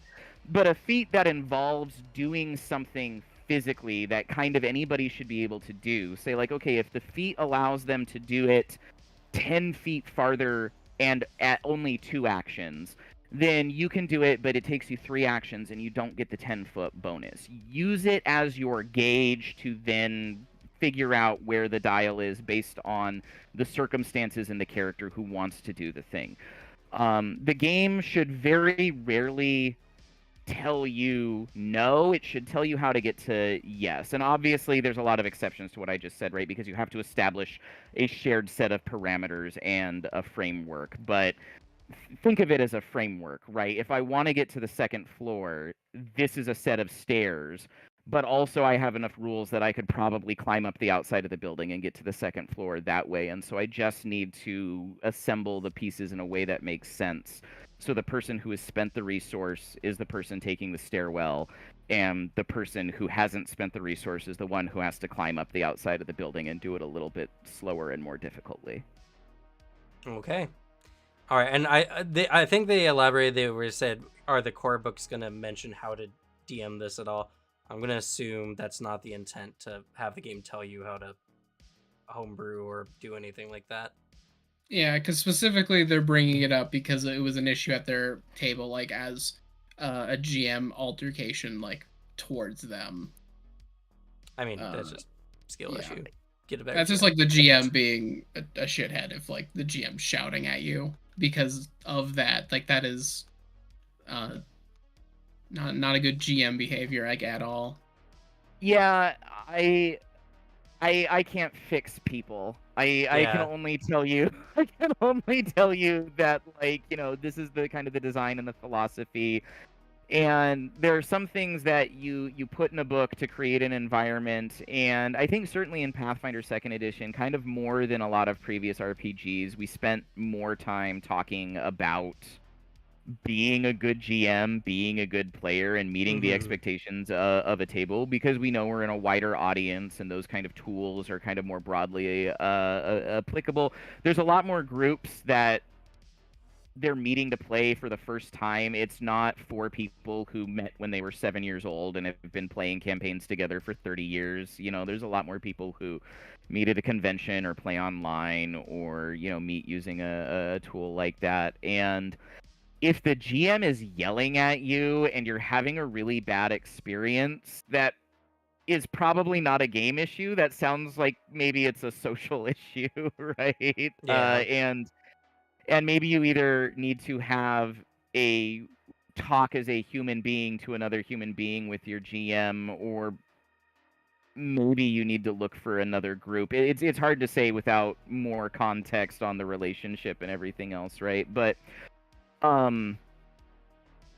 telling people how to improvise isn't really something we're probably going to put a lot of rules in the book for, because the point of a tabletop RPG is that it provides the opportunity to improvise, and every group builds those parameters themselves based on their shared story and their comfort and connectivity with each other. Okay. James, friend of the channel, asks, what's Michael's favorite feat in Pathfinder 2nd Edition? of the nearly like 1,500 feats in the game, or however many there are. That's an easy list to sift through. Like, what? There's so many, right? And there's different reasons I like some of them. So it's kind of tricky. I think pick a flavor of the day. Yeah, so like one feat that always just makes me laugh and have a good time is the gunslinger feat, Reach for the Stars. Which is not actually telling somebody else to put their hands in the air, but builds off of the black powder boost and allows you to just basically launch yourself farther and farther into the air by continually unloading your weapon to give you further and further boost. It's level 18. Level 18 is a level of the game where we expect stuff to be a little ridiculous. That's where a rogue can just like phase through a wall or disappear into a shadow and stuff like that. It's one of the things I really like about Pathfinder 2nd Edition is I like a game where level really matters and it creates kind of very specific striations. Like to me in Pathfinder 2nd Edition, if you were like, I want to play a Lord of the Rings game, I'm like, okay, so that tells me that you want to play a game that caps out probably no later than 7th level, right? Mm-hmm. And if you want to play a Ruby game, then you probably want to play a game that caps out closer to like 16th, or maybe goes all the way to 20th. And there are other elements you can add, to it and do stuff like that. But yeah, to stick to the answer to the question, right now I'm just gonna go with Reach for the Stars, because it's ridiculous and it's fun, and the looks that I got from other members of the design team when they were doing design passes and they got to that part of the page were really fond memories for me. It's that, and then the inventor version of it that allow you to just Team Fortress 2 rocket jump that I greatly appreciate. I had so much fun with that feat when I was playing an inventor. So good. I think Mark and I honestly like riffed on each other maybe almost a little too much in Guns and Gears, because I had, the black powder boost, and then Mark was like, oh, that's so good, the inventor should have some sort of rocket jump, and like we kept feeding each other with ridiculous feat names. I remember I said something to Mark about a gunslinger feat name, and then later he came back with his inventor draft that had the no, I created you name to it, and I'm like, are we going too far together? Are we feeding each other in a way that is not healthy, or are we just making this even more awesome? And then we just kind of nodded and we're like, obviously even more awesome. Let's not ask that question again, and off we go. The question, are we committing crimes or creating art? Yeah. I mean, Guns and Gears. Guns and Gears is still of like my top books released for Pathfinder Second Edition. It is such a fun book. Like every part of it, every chapter has some new thing. Like you finish up the classes, start going through, and then you get to the vehicle section, and it's like, oh my god, every vehicle in there is just so fun. All the equipment you can get is so fun. It was an excellent time just reading through it. And I'm not Yeah, a guy who sits down and just reads a book casually for fun. That's not normally my thing. But like, every once in a while I get hit with a really good source book. the circumstances around that book were actually incredibly challenging, but Mark and I had a really fantastic time making it. Um, it was my first book that I led as a member of the design team, and I was really excited about, like, I want to do different page treatments. I want to break it up into multiple sections. I invoked 3/5s.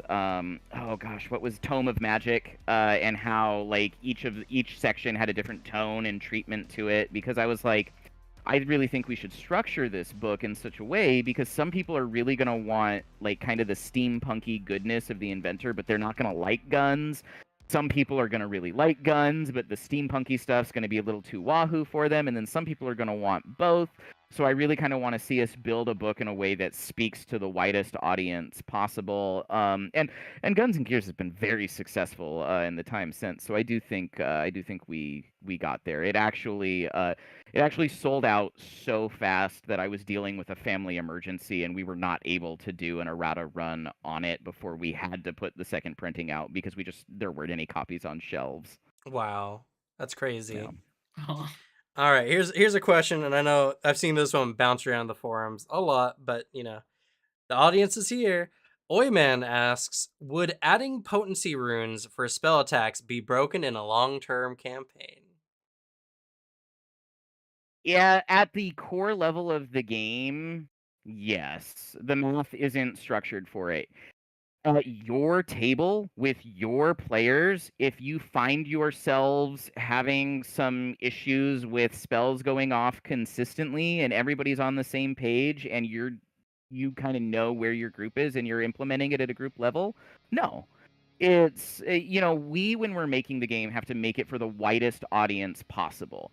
And sometimes that means that we have to put the ceiling in a place that not everybody is going to reach. And spells kind of fall into that. You'll see, the longer the game has been going, the more people will come into a thread and be like, spellcasters are fine. I play a blaster caster and it's awesome. I never have any issues. me.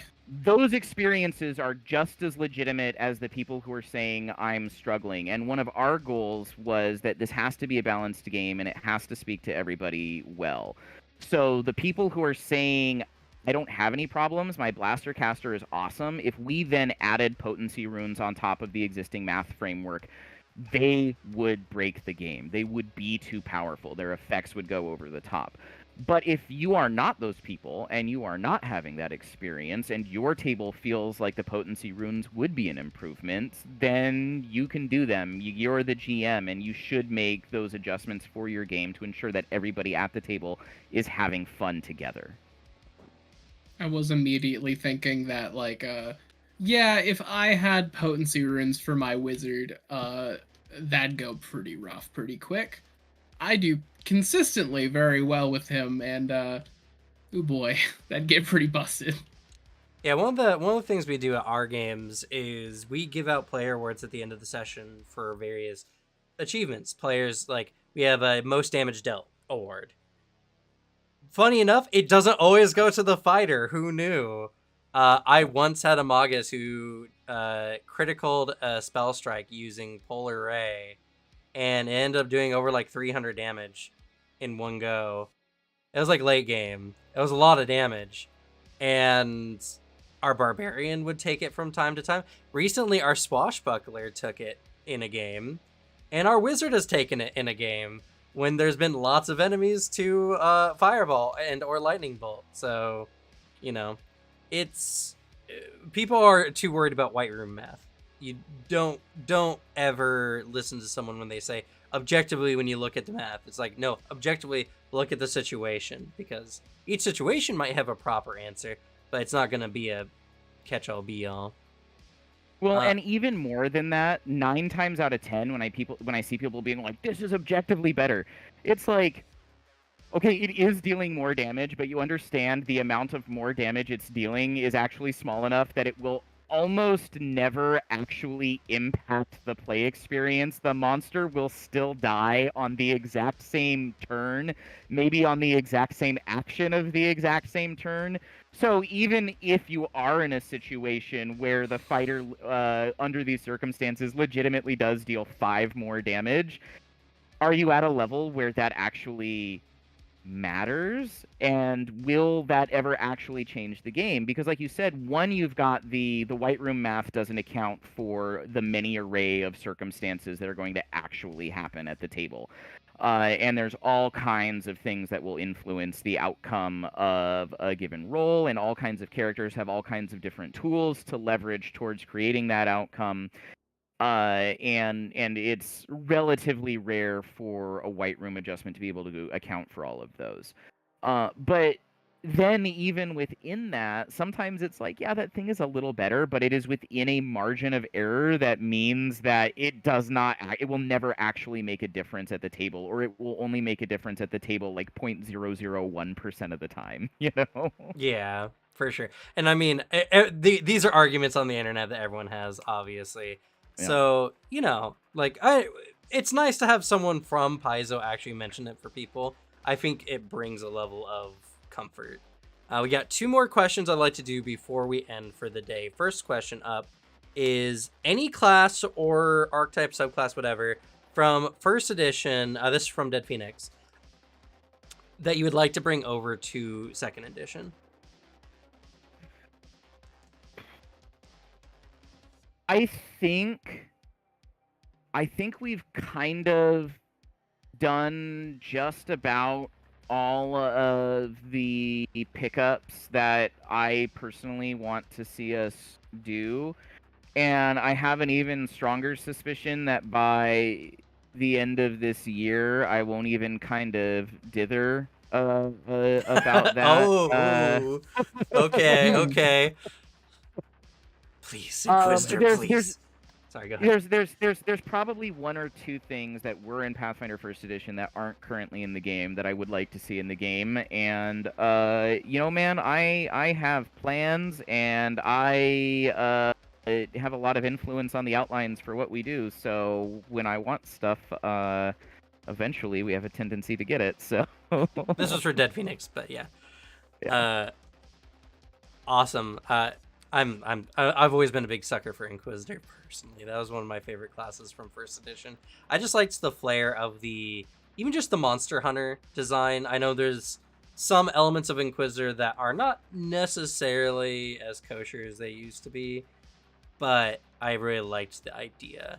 And I can only agree based off of the my experience playing it in Wrath of the Righteous, where it was probably like that moment of like, oh, gameplay, like loop, this just clicked. Like I really love this like gameplay style, especially as someone who's like, my most fun I've had in 5th edition D&D is with like the Paladin, because I really love burst DPS and like that specific style.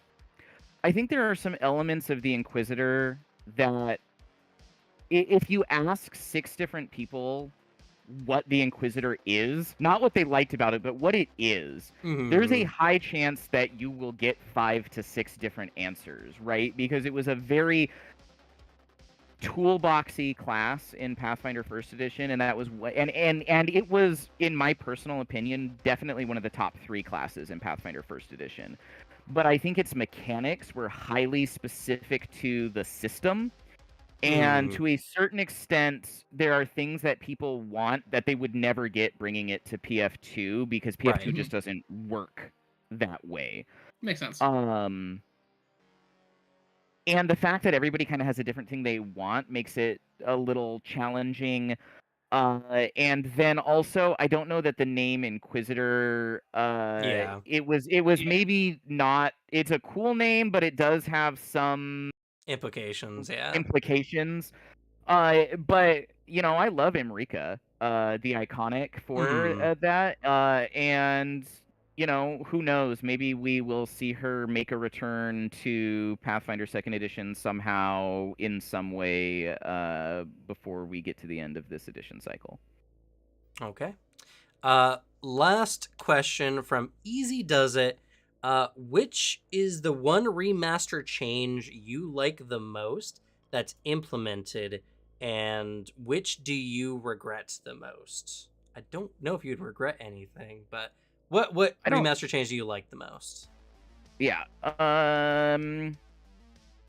The new 20th level monk feat, that is an awesome capstone for grapplers that none of you have seen yet. No, why would you say that? Oh, that sounds so cool. Oh, that just I dangling love that. Monk. That's Damn. the Yeah, coolest. all I'm gonna tell you is the name, which is gonna make you even angrier at Damn me. it. And the Okay. name is Godbreaker. Damn Oh, it! You're right. That's so cool.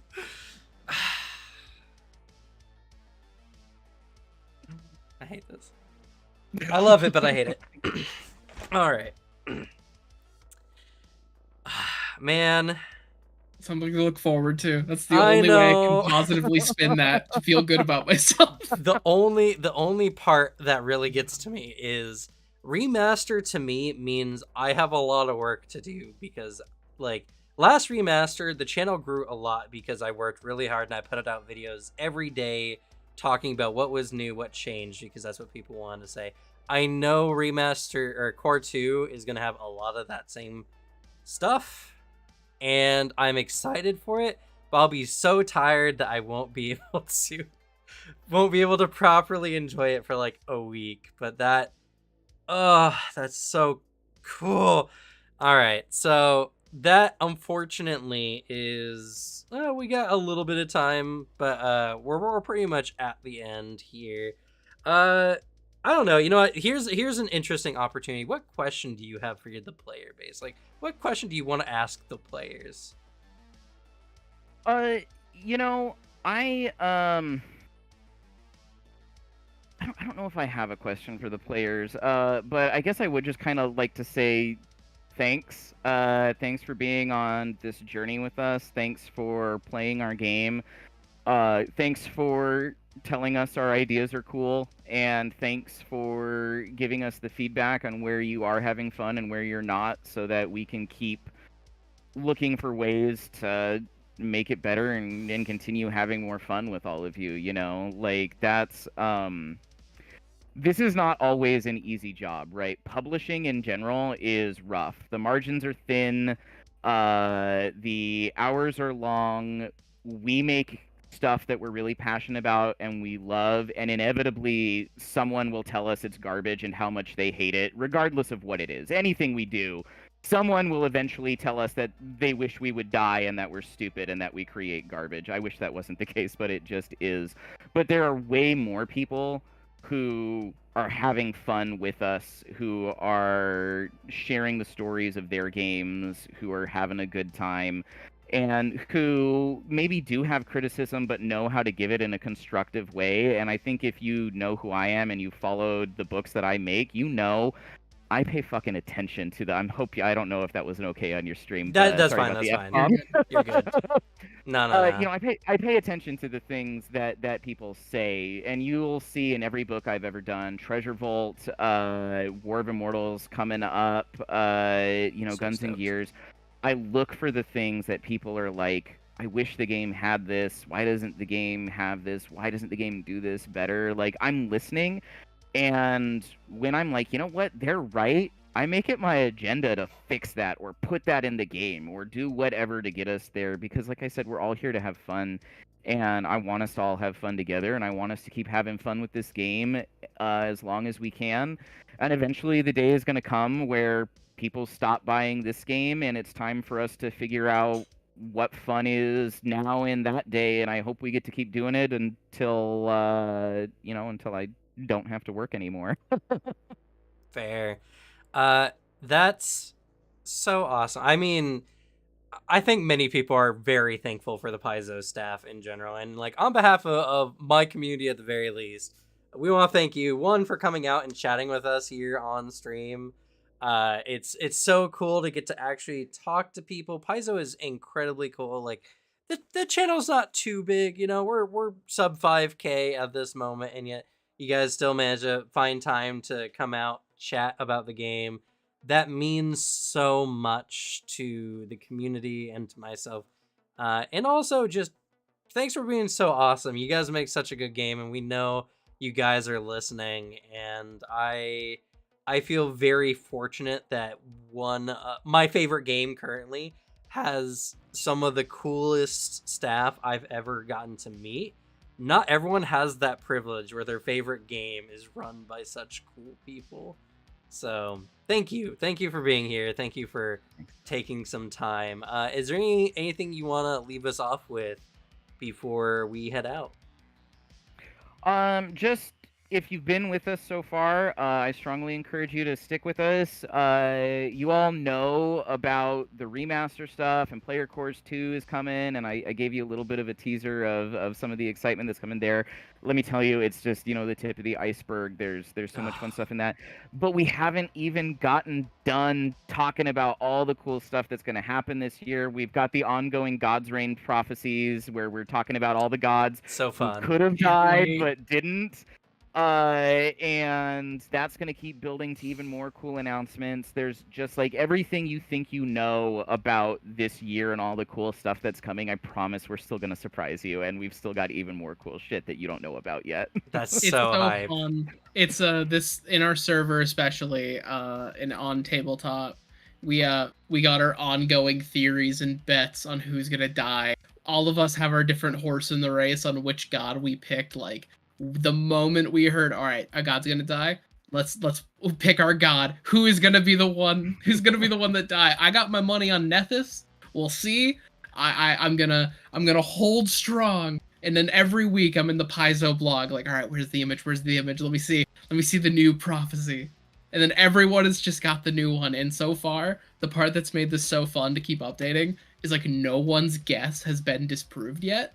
True. So like there is just gonna be a set, probably like a month or two down the line, where we're all like down to the wire, where we're just like sitting there like, no, like one of us is gonna be disproven in like the next month. It's been awesome to see how engaged people have been. You know, I saw a little doubt from some people early on where they're like, do people even care about Paizo's gods and things like that? And like, holy crap, man, these people have been responding to these blogs like way more than almost anything else we talk about. There's been so much excitement and engagement. I've loved seeing people's guesses.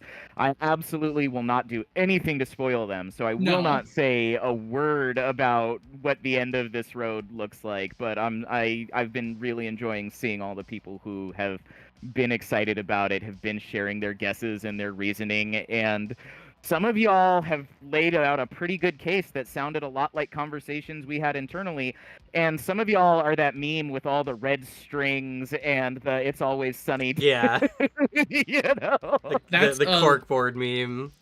Yeah, that's me with one post-it note of I said it would be Nethys like a year ago, and I can't go back or else I'd be wrong, and I can't be wrong, so it's gonna be Nethys. It's okay. I think mine's less like I'm voting for Torag just because I think Torag would be the most interesting, because I want to see. It feels like there's been a lot of shakeup in Dwarven lore and Galarian, and I feel like getting rid of Torag and replacing him with someone else would be a very fun shakeup for the very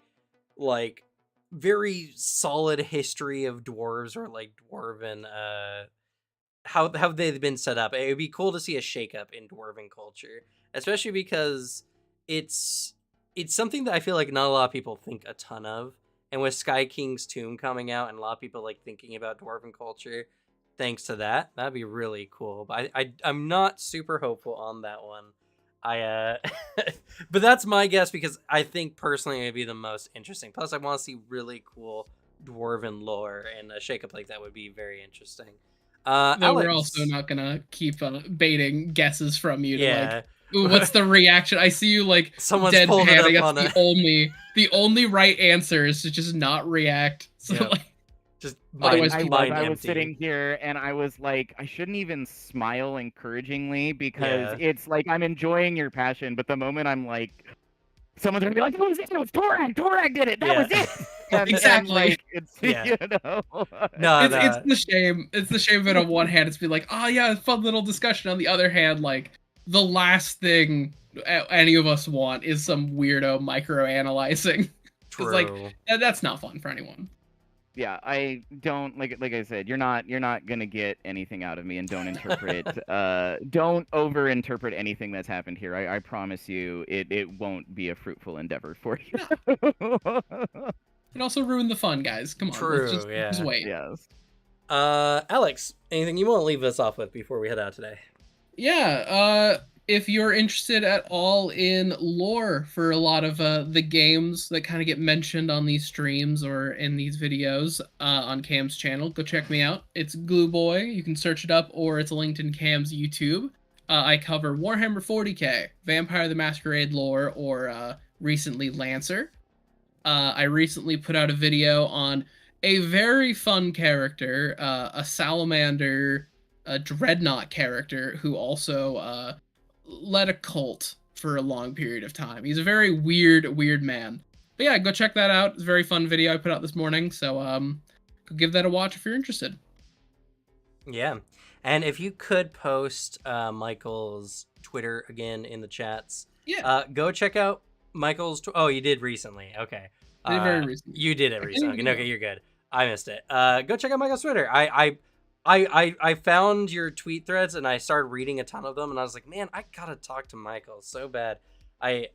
There's so much I just absolutely agree with, and there's so much insight here that goes a level beyond what you see the general discourse talk about, that I figured we would have a good time chatting, and I'm pleased to say we had a good time chatting. So yeah, your threads are really cool. I really loved your latest like remaster one, just talking about some of the sources where a lot of it came from, and yeah, and the fact that like certain things are just pulled from other like fantasy settings. Like I didn't know the Githyanki were from like George R.R. Martin. Like I didn't know that. That was really interesting. There's a big world of all kinds of really cool inspirations out there, and you know, D&D has been around the longest, and early on was honestly not very subtle about some of you know, letting people know who its favorites were.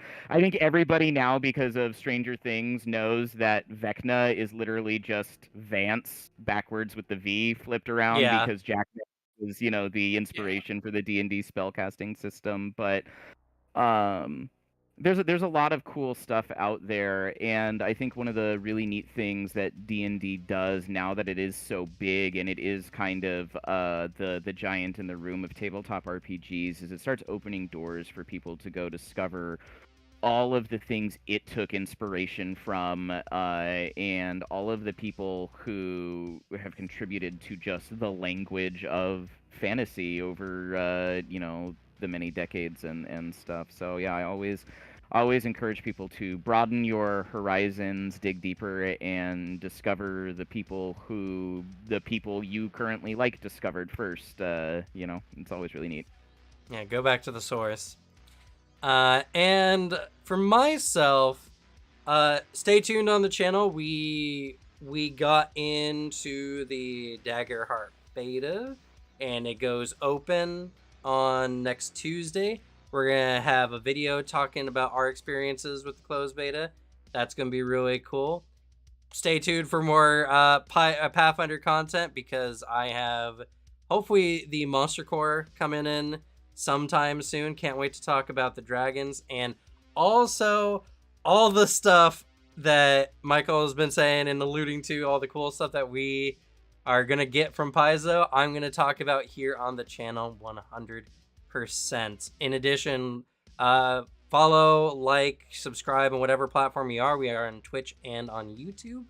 Also, we have started a Patreon recently. You can find that in the description on YouTube. I haven't put it on the Twitch yet.